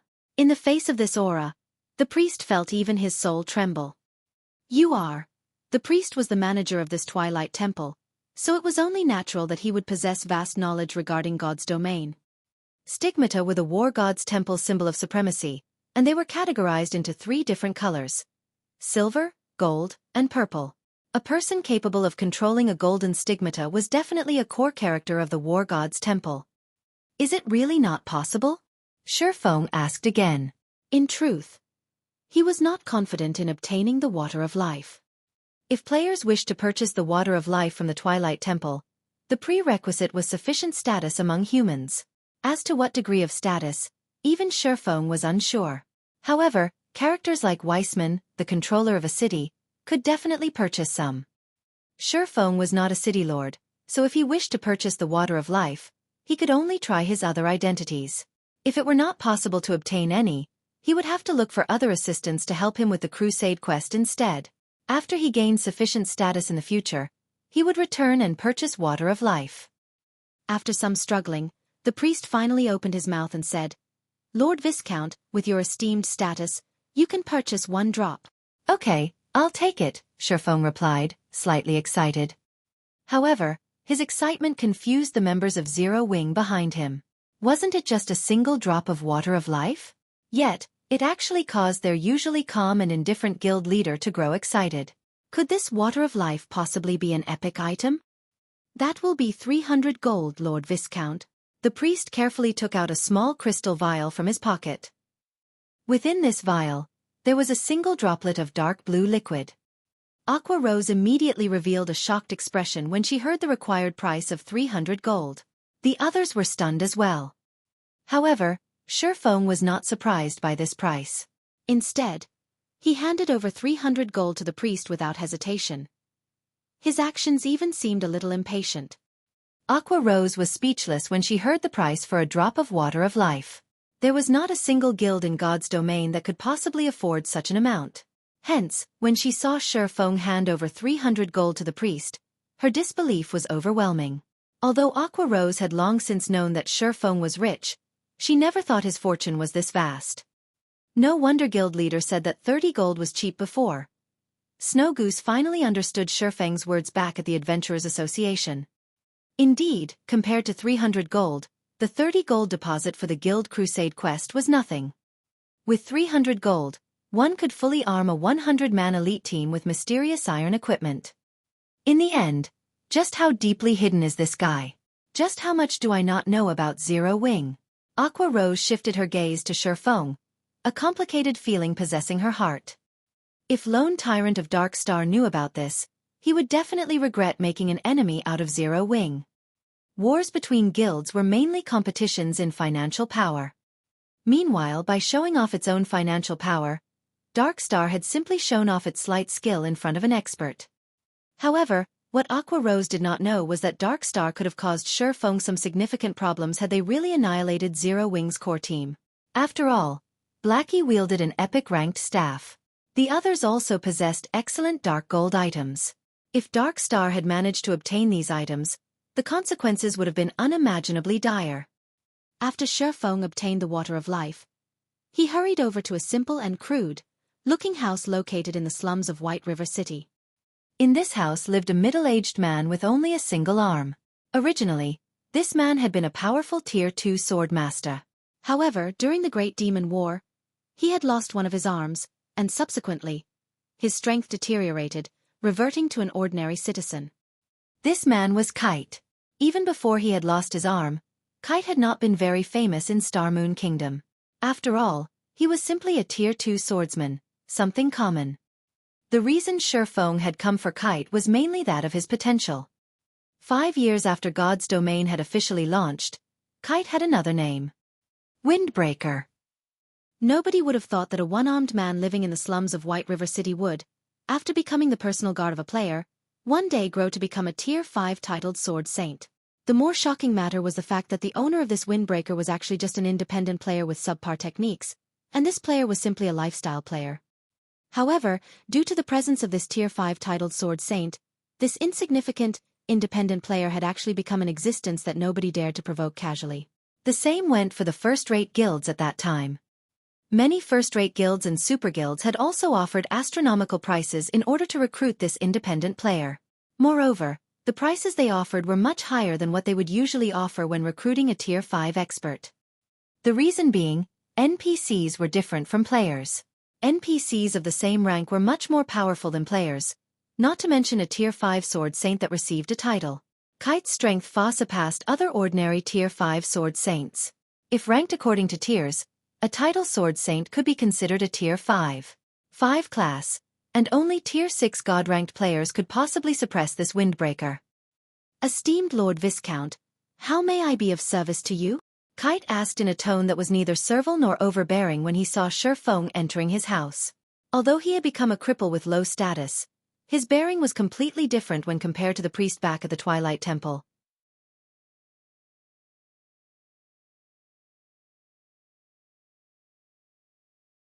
Chapter 320, Personal Guard.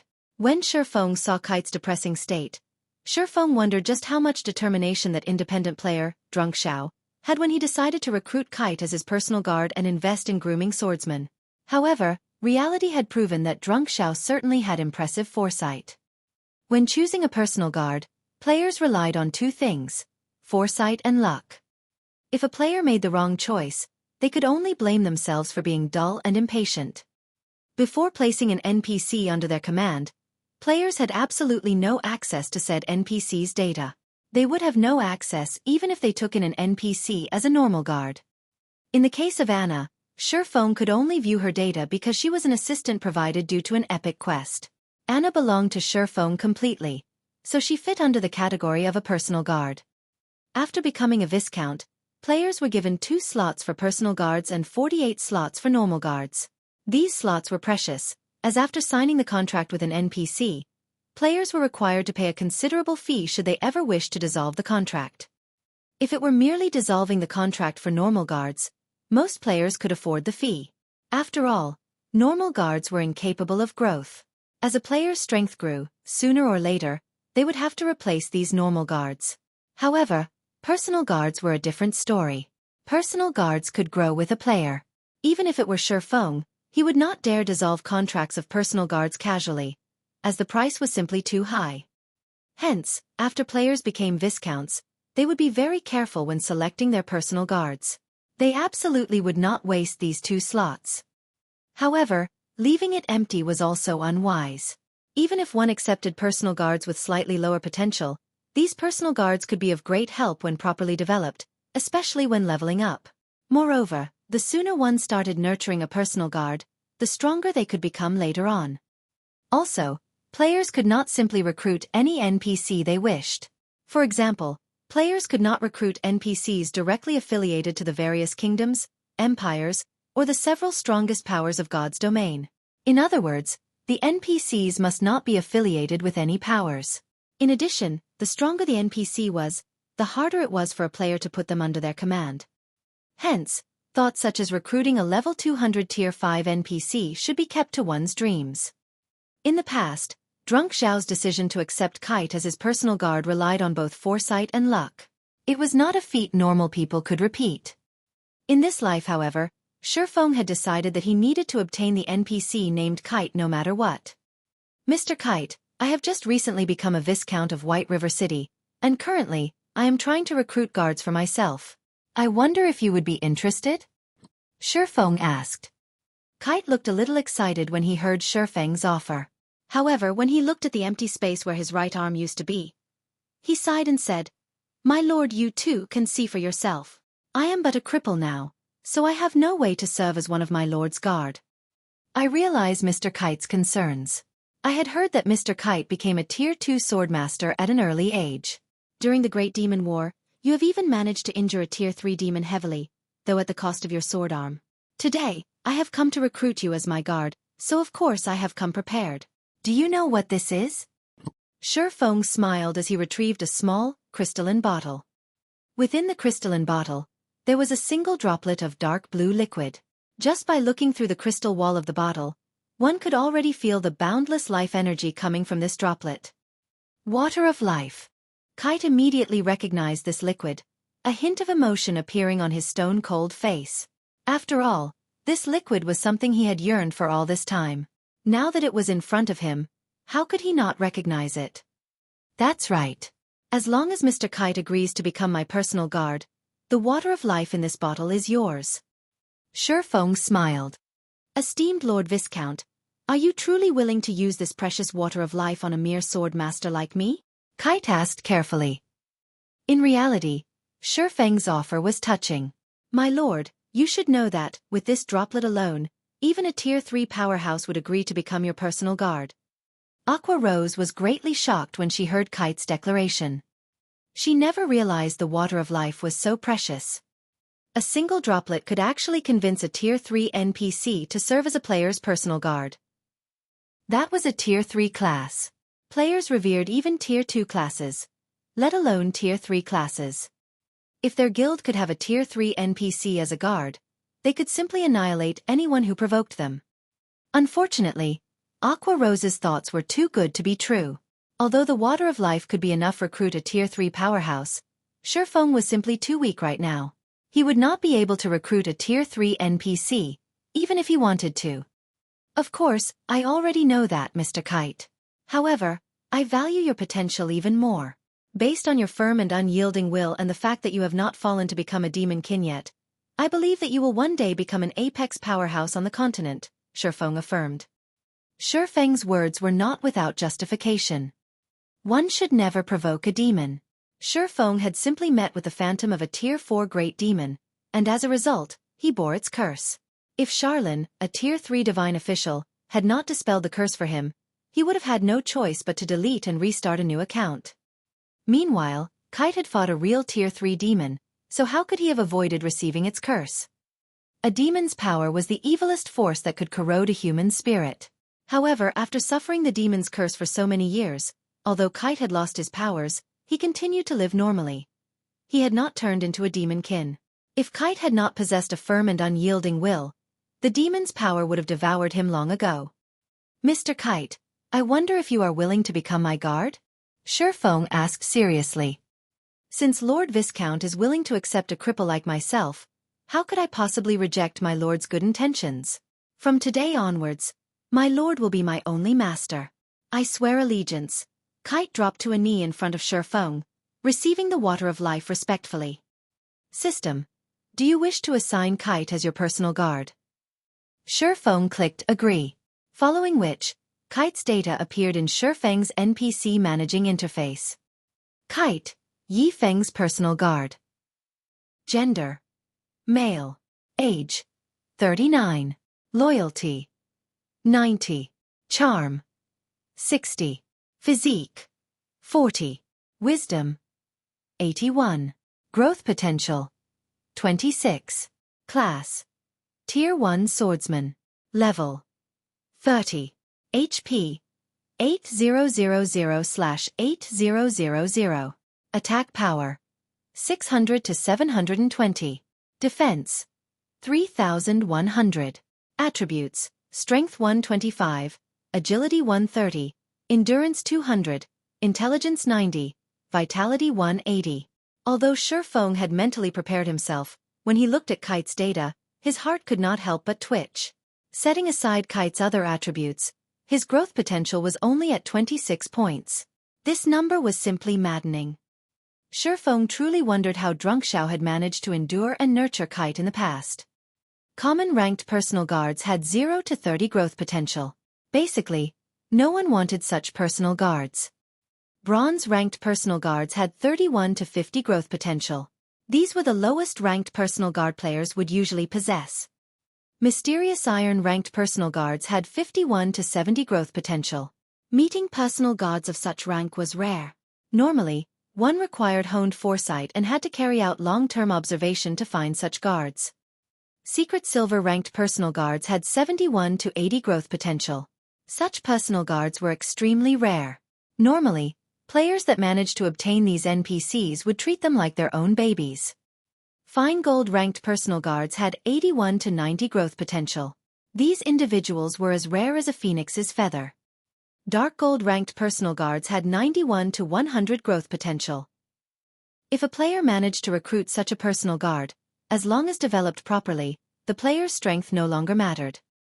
As for Epic ranked personal guards, which were above Dark Gold rank, Feng had never actually seen one before.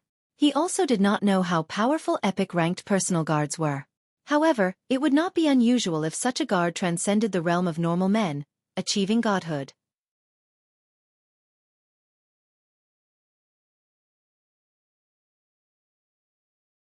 Chapter 321. NPC Army. After Kite became Feng's personal guard, he opened the crystalline bottle and drank the water of life within. When Aqua Rose saw Kite drink the droplet of water of life, which cost 300 gold, she could not hide her pained expression. As for the other guild members, they too gulped at the sight. 300 gold. It was enough to outfit a 20-man team with secret silver equipment fully. Yet, their guild leader spent that 300 gold on an ordinary-looking and crippled NPC. They could not help their envy. However, Feng paid no attention to the other's thoughts. In the past, Drunk Xiao had become a famous character throughout God's domain due to his personal guard. Even when countless first-rate guilds and super guilds had offered astronomical prices to purchase this guard, Drunk Xiao refused to sell. Meanwhile, Feng had only spent 300 gold to obtain this future Tier 5 titled Sword Saint. How was this not a worthwhile trade? Shortly after Kite drank the water of life, his body suddenly emitted a bright green light. This light originated from the water of life. Not only did it possess frightening healing powers, but it could also remove all abnormal statuses. A few moments later, Kite's body expelled a cloud of dark gas, and following its removal, Kite's originally pale complexion turned rosy red. The right arm that he had lost also began to regenerate at a rate visible to the naked eye. 1 minute later, Kite had fully recovered. Guild leader he. At this moment, Aqua Rose dared not believe her own eyes. She had long since developed a keen intuition, so she could immediately discover the change in the NPC named Kite. Although Kite's clothing was still worn out, the aura he gave off no longer felt depressing. Rather, it was refreshing. At this moment, he seemed like a caged lion that had broken out of its confinement, releasing a heaven-shocking roar to let everyone know of its return. This is the real him. Feng laughed. In the past, Drunk Xiao had gone through great pains for Kite. He had practically bankrupted himself to obtain a droplet of water of life. In this life, however, Feng had easily accomplished Drunk Xiao's feats. Moreover, Feng had managed to heal Kite while he was still level 30. In the past, Drunk Xiao had only managed to obtain the water of life after Kite passed level 100. Despite having the same growth potential, there would be a huge difference in strength between a personal guard nurtured from level 30 and a personal guard nurtured from level 100. His growth potential is as shocking as expected. Feng could not help but mutter happily when he examined Kite's data again. Kite, Yi Feng's personal guard. Gender: male. Age: 39. Loyalty: 90. Charm: 75. Physique: 95. Wisdom: 88. Growth potential: 94. Class: Tier 1 Swordsman. Level: 30. HP: 15. 400/15 400. Attack power: 830 to 960. Defense: 4,500. Attributes: Strength 384, Agility 364, Endurance 420, Intelligence 276, Vitality 280. Kite's current attributes were worlds apart from the attributes he had before he drank the water of life. It seems that taking the water of life earlier has also affected his growth potential. Feng could recall that Kite's growth potential in the past was 92 points. Now it was 2 points higher. After 90 points, even a difference of 1 point in growth potential would create a significant difference regarding attributes, let alone 2 points. These additional points would be of immense help to Kite's growth in the future. Kite, take these and use them for now. Issuing his instructions, Feng retrieved several pieces of level 20 mysterious iron equipment and passed them to Kite. Although they were somewhat incompatible for the level 30 swordsman, they were all Feng had at the moment. After all, Zero Wing had yet to start raiding level 20 team dungeons. They had only raided the level 25-man party dungeons. After Kite equipped the level 20 mysterious iron items, he appeared valiant and extraordinary. His attributes also increased significantly. His HP broke through the 18,000 threshold. His attack power increased past 1,400 points, and defense reached 6,000 points. Kite's defense far surpassed even Zero Wing's chief MT, Cola. Kite was practically a boss monster now. Let's go. We still have to recruit some more people. Feng then led everyone to the Mercenary Alliance. The Mercenary Alliance was the best place for players to recruit normal guards. The NPCs of the Mercenary Alliance were all well trained, and they were far more reliable than the NPCs players recruited randomly from the streets. Normal guards were different from personal guards. Players were required to pay for their services, and the prices varied depending on the strength of the NPC. With Feng's current level, the strongest guards he could recruit were level 50 Tier 1 NPCs. A normal level 50 guard cost 5 silver coins per day, and the payment would be due once every 10 days. A level 50 tier guard cost 30 silver coins per day with payment due once every 10 days as well. The difference between a normal guard and a tier 1 guard was like the difference between a common monster and an elite monster. Thus, the price of a tier 1 guard was 6 times higher than a normal guard. Some tier 1 guards that were more powerful would cost even more. After arriving at the Mercenary Alliance, Feng signed a contract with 48 level 50 tier 1 NPCs. Among them, some were melee classes, some were ranged classes, and some were healers. Of the 48 NPCs, there were 6 NPCs in particular that were more powerful than the others. They were tier 1 advanced guards, and they cost 50 silver coins per day. Feng had hired these guards for 1 month, and the fee totaled to 468 gold. Feng's financial power completely eclipsed all the guilds in White River City. Afterward, Feng led the 48 NPCs and walked through the streets, the group of level 50 tier 1 guards looking valiant and mighty. Many players even consciously moved out of the way, not daring to block the path of this small army of powerful NPCs. Crap, why are there so many tier 1 NPCs? Did something happen in White River City? No, look. Some of them aren't NPCs, but players. Aren't they members of Zero Wing? Where are they heading? The players quickly discovered the problem. This small army of NPCs and the members of Zero Wing were actually together. Moreover, all of these NPCs were level 50 tier 1 NPCs. With such a large NPC army, who, in White River City, would dare make an enemy of Zero Wing? In the face of so many level 50 tier 1 NPCs, even Dark Star's army of tens of thousands of players amounted to nothing. The level suppression alone would leave the players of Dark Star completely helpless. Not to mention, these tier 1 NPCs also possessed many powerful skills in their arsenal. Zero Wing is too amazing. I heard that Zero Wing is going to recruit members again in 3 days. I will definitely have to apply. The number of players gathered on the street continued to increase, and many started recording this majestic scene. This army of 48 NPCs was more imposing than an army of thousands of players. The combat power this small army possessed was no weaker than the total battle power of a starting town. Although nobody knew what relationship this NPC army had with Zero Wing, the fact that Zero Wing could mobilize so many NPCs was already amazing.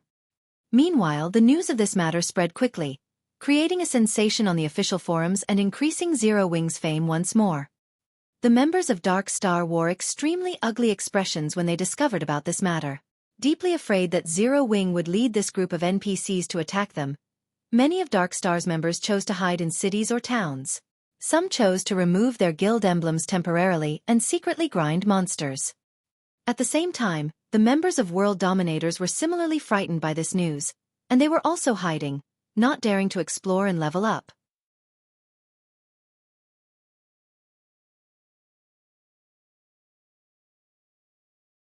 Chapter 322. Crusade against Creek Town. Creek Town was one of the border towns within White River City's jurisdiction. The town was nestled in a desert, and it was so desolate that not even birds would come to lay their eggs. However, such a small town was a popular gathering place for red names and those who walk the path of darkness. Unlike towns, cities like White River City were managed strictly. Hence, red names who had often killed other players for equipment during the initial stages of the game could only find a desolate place like Creek Town to receive quests and level up. Near Creek Town, high-leveled monsters dwelled, ranging from level 15 to level 30, which were perfectly suitable for players at this stage of the game. In Creek Town, red names crowded the streets. Most of these players were above level 15, while only a few were below level 15. The Bloodhand Association, a dark force, managed the town. So naturally, the NPCs here would not kill these red names. On the contrary, the NPCs welcomed these red names. Red names could also receive better quests depending on their crime value, and through completing these quests, they could raise their reputation among the dark forces they served. Guild Leader. There are over 1,000 players in this town. In addition to the NPCs guarding this place, I don't think we can conquer it successfully. After spending a long time scouting, Aqua Rose had obtained a general grasp on Creek Town's overall combat power. Setting aside the fact that there were over 1,000 red names in this town, there were more than 500 NPCs guarding the town, the lowest of which was level 50. Among them, there was no lack of elite guards. There was even a few level 70 tier 1 guard captains. If they charged in, the actual number of enemy NPCs might increase further. With only 100 players and 49 guards, they stood no chance at all. Also, if a town were attacked, the NPCs within would not wait for players to close in on them before retaliating. Instead, all of the guards in the town would gather and fight back. Moreover, there was a huge difference between NPCs and monsters. The reason being, unlike monsters, NPCs knew how to coordinate with each other, making them far more difficult to deal with. Furthermore, these red names would definitely try to take advantage of their battle with the NPCs, inconveniencing them at the very least. Moreover, these red names were not easy opponents. The fact that these players that could survive as a red name until now and possess such a high level indicated that they had strong fighting techniques. Naturally, the equipment they used would be of high quality as well. Killing and plundering was their main occupation in the game, so even if they were not fully equipped with secret silver equipment, at the very least, they would possess bronze equipment or above. If any of these red names were in a guild, they could easily become the elite or even core players of the guild. Moreover, the frequent PKs they took part in allowed them to gain plenty of combat experience, so there was no shortage of experts among these red names. To put it simply, although there were only around 1,000 red names in Creek Town, these 1,000 or so players could easily rival 2,000 elites of Dark Star. Thus, if they wished to conquer Creek Town, the task could only be described with one word: challenging. Of course, we stand no chance against them if we attack normally. However, we have come here with a crusade quest. Feng knew how difficult it was to capture a town. How could a crusade quest possibly be easy? If it were, the system would not reward players with shocking rewards and reputation. These red names were usually the bandits. They were not used to being the victims. This time, however, it was their turn to shed some blood. Fire Dance, how are the preparations coming on your side? Feng asked through the team chat. The 48 level 50 tier 1 guards Feng had recruited were no pushovers. Although these guards could not be used to kill monsters or raid dungeons, they could defend a town or private residence. More importantly, they could also help players complete large-scale guild quests. If not for this fact, Feng would not have recruited so many tier 1 guards. However, even though all 48 were tier 1, they were insufficient to deal with all of the NPCs in Creek Town. Moreover, Feng had not intended for them to launch a frontal assault on the guards of Creek Town. Among the 48 tier 1 guards Feng had recruited, some were rangers and assassins. Hence, Feng had tasked Fire Dance and the others to take along one of these guards to lure the Bloodhound Association's NPCs out of town. After all, the intelligence the tier 1 guards possessed was much lower than players. If Feng allowed the tier 1 guards to lure the enemy NPCs, they could easily fail. Yet, if players lured the enemy NPCs, due to the great disparity in attributes, the NPCs could catch up and kill the players. Hence, Feng's solution was to have players instructing the tier 1 guards individually. We're all ready. We've grasped most of the basic commands, so we're only waiting for your command now, Fire Dance said with a smile. Good. After I initiate the Crusade quest, all of you take action immediately. Remember not to lure the town guards too far. Otherwise, they will run back to town. After Feng gave a few reminders, he then walked towards Creek Town. Feng stopped a few hundred yards before the town, taking out the Crusade Order. He then pointed the Crusade Order at the sky. Suddenly, rays of golden light shot from the Crusade Order, and in the next moment, a golden magic array appeared above Creek Town. In the evening sky, this magic array was extremely conspicuous, and it quickly attracted the attention of many players inside the town. A short moment later, the magic elements of this array burst open, and one after another, golden ripples spread from this magic array, enveloping the entire region of Creek Town. At this moment, if viewed from the outside, a protective golden dome appeared, covering Creek Town. Creek Town System Announcement. Zero Wing has started a crusade against Creek Town. Unrelated parties, please leave immediately. Creek Town System Announcement. Zero Wing has started a crusade against Creek Town. Unrelated parties, please leave immediately. Creek Town System Announcement. Zero Wing has started a crusade against Creek Town. Unrelated parties, please leave immediately. The crusade announcement repeated 3 times, and all of the red names in Creek Town were shocked by this notification. There was actually a guild that dared to capture a red name town. Shortly after, all of the players belonging to the dark forces in Creek Town received another message. However, the message this time was from the Blood Hand Association. The message stated that, as long as they could successfully defend the town, all players would receive bountiful rewards. Moreover, players would receive achievement points for each enemy they killed. After the battle was over, players could exchange these achievement points for weapons and equipment. Zero Wing sure is kind. They have actually come to gift us money. Do they think they are amazing? Since they dared to come into our territory and make trouble, we'll annihilate every single one of them. The players of Creek Town's blood boiled. Their killing intent rose to new heights. Although Zero Wing shone like the sun in mid-sky in White River City, in their eyes, Zero Wing wasn't worth mentioning. After all, they all had impressive techniques and none of them mingled in White River City, so they had no need to fear Zero Wing's vengeance. Even if Zero Wing tried to take revenge on them, they only needed to hide, and Zero Wing could do nothing to them. The barefooted are not afraid of those who wear shoes. They were the hoodlums of God's domain, so why would they fear Zero Wing? Inside one of the bars in Creek Town, an assassin clothed in black currently drowned himself in alcohol. The man felt like a piece of ice to others. He exuded a chilling intent that made others instinctively distance themselves. Shockingly, this man was actually level 20, and all of his equipment was secret silver equipment. In White River City, this man would definitely be considered a first-rate expert.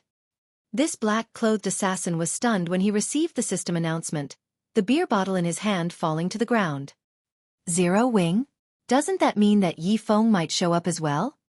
The black-clothed assassin's lips curled upward, forming a sinister smile. The last time, I lost to him because of equipment quality. This time, I'm going to take back everything that he owes me. If Feng could see this assassin's appearance, he would recognize this person as none other than Absolute Heaven, the assassin that he killed in the past.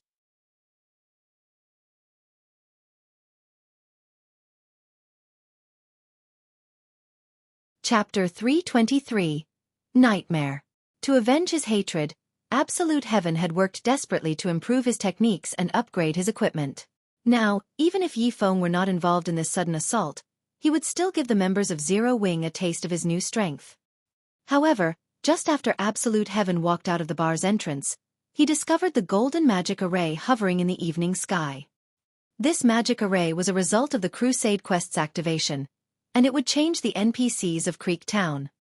The guards that had originally been level 50 immediately fell to level 30, while the level 70 Tier 1 guard captains became level 50, the same level as Feng's normal guards. Although Creek Towns had been weakened, none of these guards delayed in taking action. The moment the warning bell rang, a storm of guards rushed out of the many buildings within the town. In moments, over 2,000 guards surrounded the town. These NPCs belonged to the Bloodhand Association. At this moment, they had all removed their disguises, and the normal guards had revealed themselves as Bloodhand Association members, while the guard captains were Bloodhand Association elites. Bloodhand Association members, elite rank. Level 30. HP 100, 000/100, 000. Bloodhand Association elites, Tier 1 elite rank. Level 50. 300, 000/300, 000. Why have all the guards become weaker? What's there to fear? Even if they are weaker, can Zero Wing defeat so many NPCs? Besides, we are here as well. If Zero Wing wants to attack, we'll make them suffer the consequences. When the players of Creek Town discovered that the guards beside them had suddenly grown weaker, worry grew in their hearts. However, they soon rid their minds of this worry. Even during its peak, Zero Wing only had around 8,000 members. Moreover, due to the surge of players that had withdrawn from the guild, they now had less than 5,000. Even if Zero Wing had mobilized all 5,000 of its members, in the face of 2,000 NPCs, charging into the town would be nothing more than suicide. At this stage of the game, players had yet to reach level 30. Furthermore, not a single player had managed to upgrade to a Tier 1 class. So, how could they possibly hope to fight against level 30 and level 50 NPCs? In God's domain, such a massive gap between levels was fatal. Begin! Feng commanded in the team chat.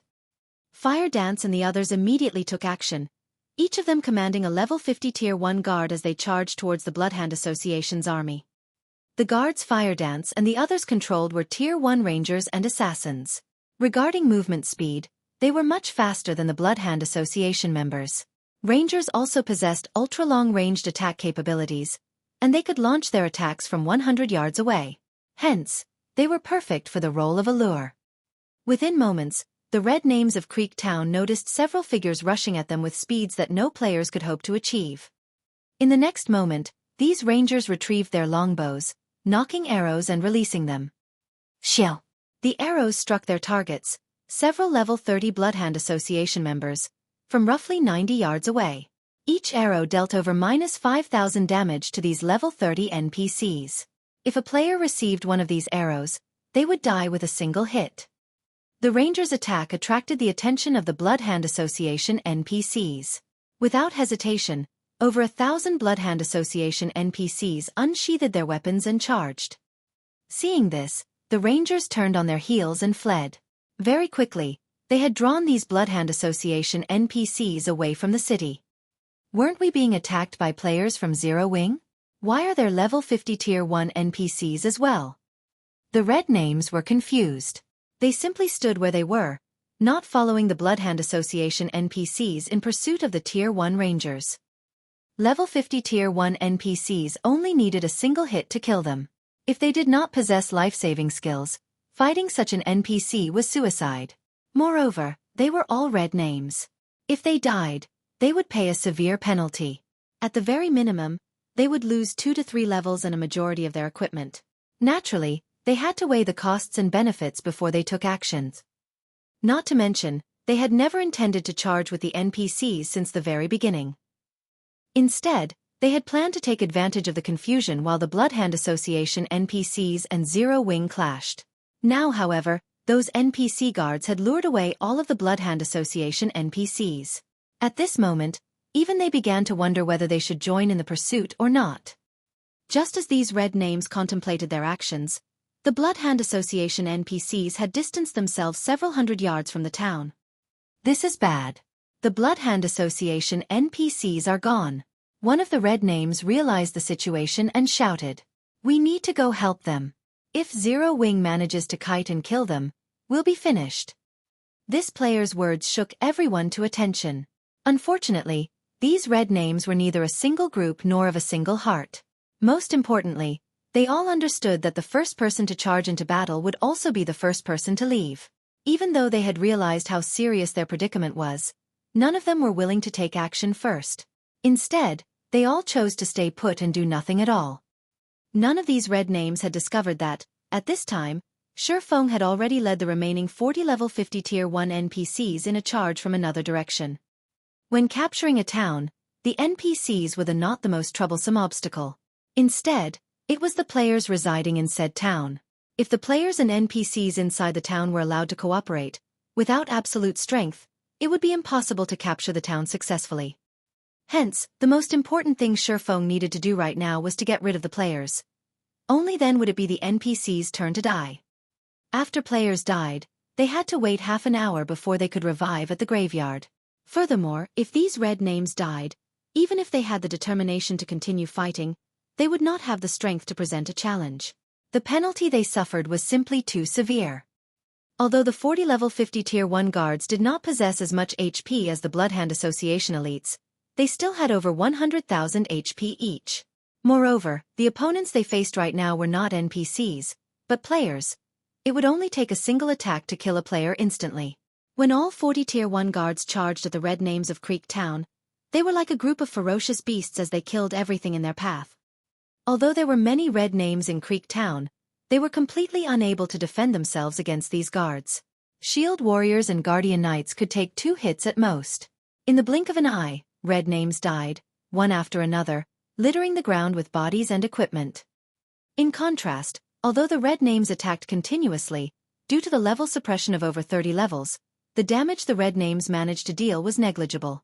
1,000 level 20 players were required to take down a single Tier 1 guard, let alone 40 guards. With the 40 guards sharing the damage from the enemy players, their battle recovery alone made up for the HP they lost. Not to mention, among the 40 guards, There were also clerics and other healer classes. A casual heal from one of these NPCs could replenish over 10,000 HP. Within tens of seconds, over 200 red names of Creektown died, while all 40 guards that Feng led still had full HP. The disparity in strength caused the red names to despair. These NPC guards are too strong. We need to retreat and meet up with the Bloodhand Association NPCs. You bastards from Zero Wing are shameless. You actually brought level 50 tier 1 NPCs to capture a town. If you have the strength to face us, don't use those NPC guards and fight us fairly. The red names cursed Feng at the others as they fought the NPCs. Feng could only chuckle at their words. Immediately, he instructed the NPC mages to cast their AoE spells. Suddenly, rain of fire descended from the sky. In the next moment, thunderbolts struck down at the red names. When cast by the tier 1 mages, the tier 1 AoE spells could display their true might. The red names of Creektown died in batches. After several AoE spells landed, the battlefield fell quiet. Of all the red names that had resided in Creektown, only 400 or so remained, while everyone else was dead. This scene not only shocked the players of the town, but Aqua Rose and the others were also stunned. A single wave of AoE spells became a nightmare for the red players of Creektown. Run! Nobody knew who shouted, but every surviving red name agreed wholeheartedly as they fled in all directions. Let's start the slaughter. A majority of these red names wear mysterious iron equipment. Killing one of them will profit us more than killing a small boss. Such an opportunity will be rare in the future, Feng laughed. Following which, with Aqua Rose in the lead, both players and NPCs chased and killed the fleeing red names. When Feng was the last remaining on the high slope, he suddenly opened his mouth and said, "Now that no one is around, you can come out, right?" Shortly after the battle began, Feng faintly sensed someone spying on them from nearby. Moreover, the gaze that he felt contained a cold killing intent. However, it was only a feeling, so Feng had not paid too much attention to it. After his team left, however, this feeling became much clearer. He then activated the Golden Stigmata's skill, Omniscient Eyes. The skill allowed him to perceive everything within 100 yards, and all stealth effects were useless in the face of this skill. And as expected, Feng discovered an assassin slowly creeping up on him from behind. However, even after Feng spoke, the assassin continued to hide. "Do you think I am playing a trick on you?" Feng unsheathed the abyssal blade and immediately sent a thundering flash behind him. 3 green arcs of lightning streaked across the air. In the next moment, a black figure suddenly appeared and swiftly dodged the attack. It was none other than the assassin that Feng had killed before, Absolute Heaven. At this moment, shock filled Absolute Heaven's chilling gaze. Someone was actually capable of discovering his presence from such a long distance away. This was the first time he had encountered such a situation.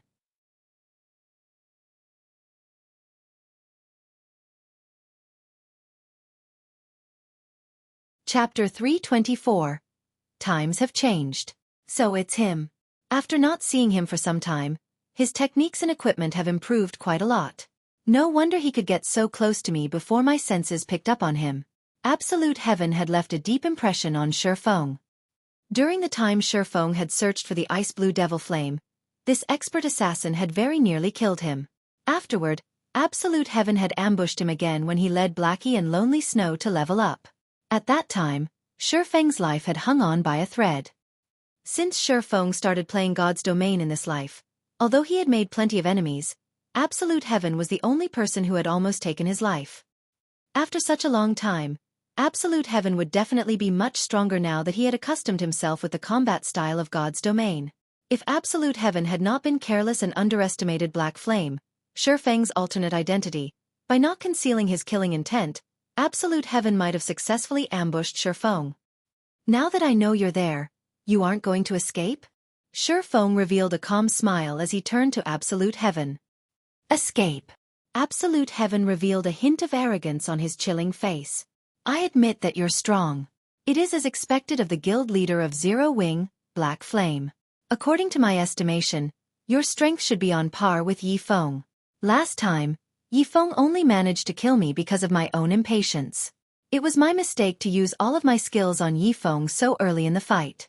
Otherwise, with his strength, he could not even dream of killing me. Now, although I have revealed myself, do you really think that you can kill me while I still possess all of my skills? Indeed, it is as you say.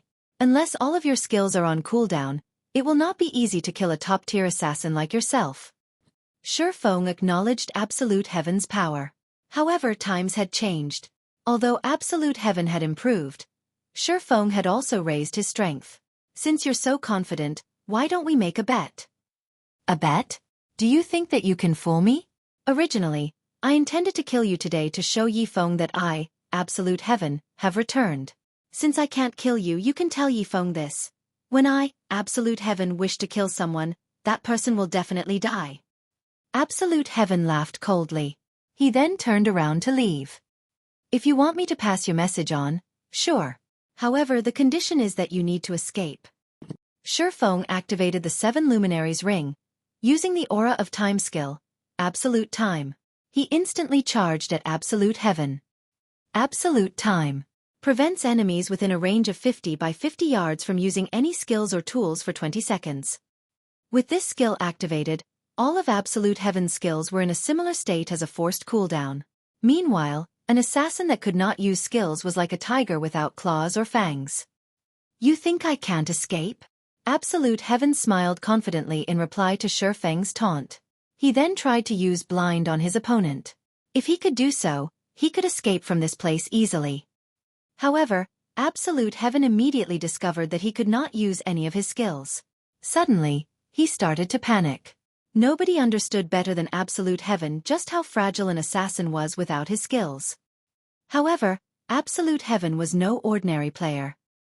He immediately calmed himself, turning around to flee.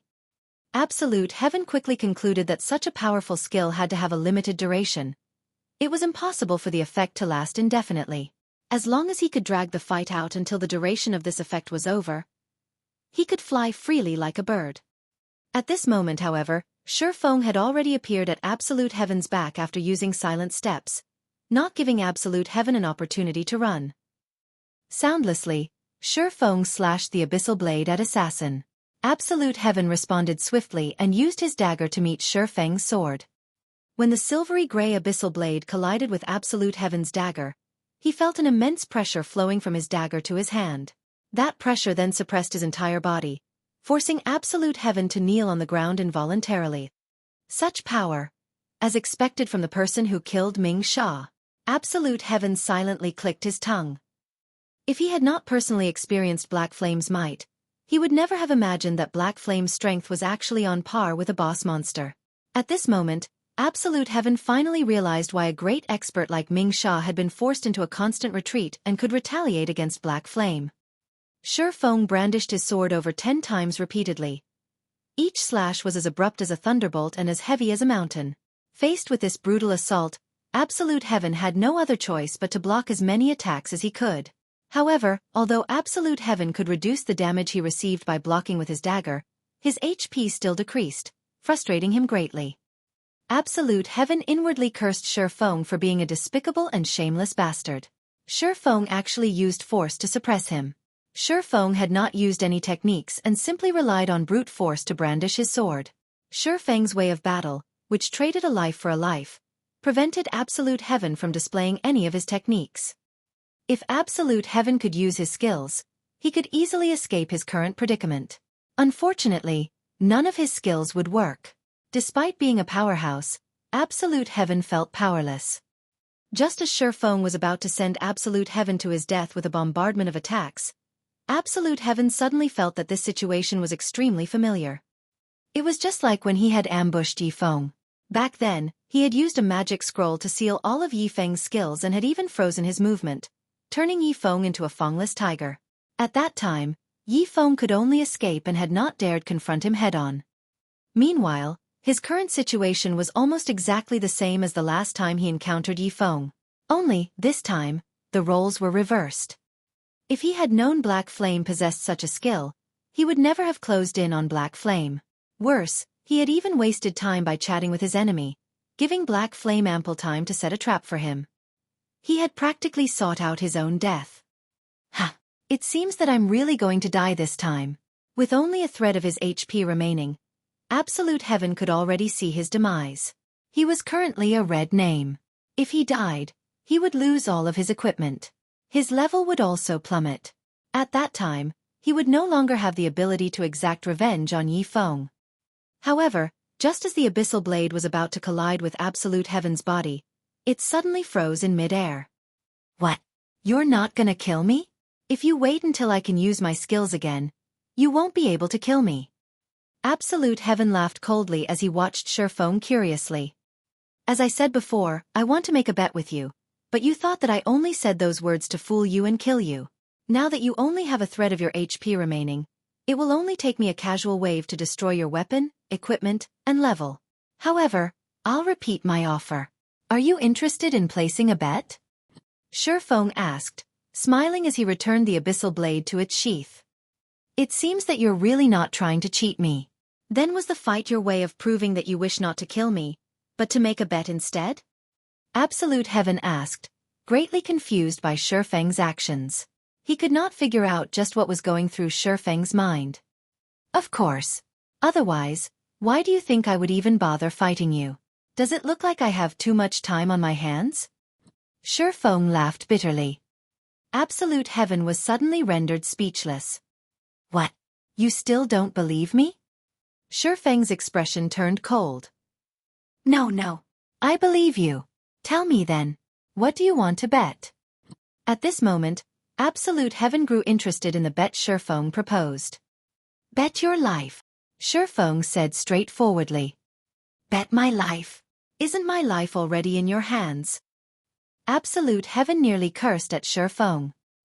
Feng shook his head, then slowly he said, you previously mentioned that, as long as you can use your skills, you can escape from me easily. Isn't that right? That's right. Absolute Heaven answered without hesitation.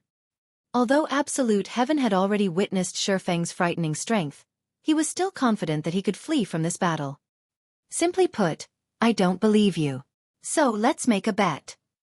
While you can fully utilize all of your skills, we'll see whether or not you can escape. What do you think? Feng asked with a smile. You're tuning in to the Xueqi's Martial Arts Saga YouTube channel. Don't forget to subscribe and join us on this journey to catch the most captivating stories.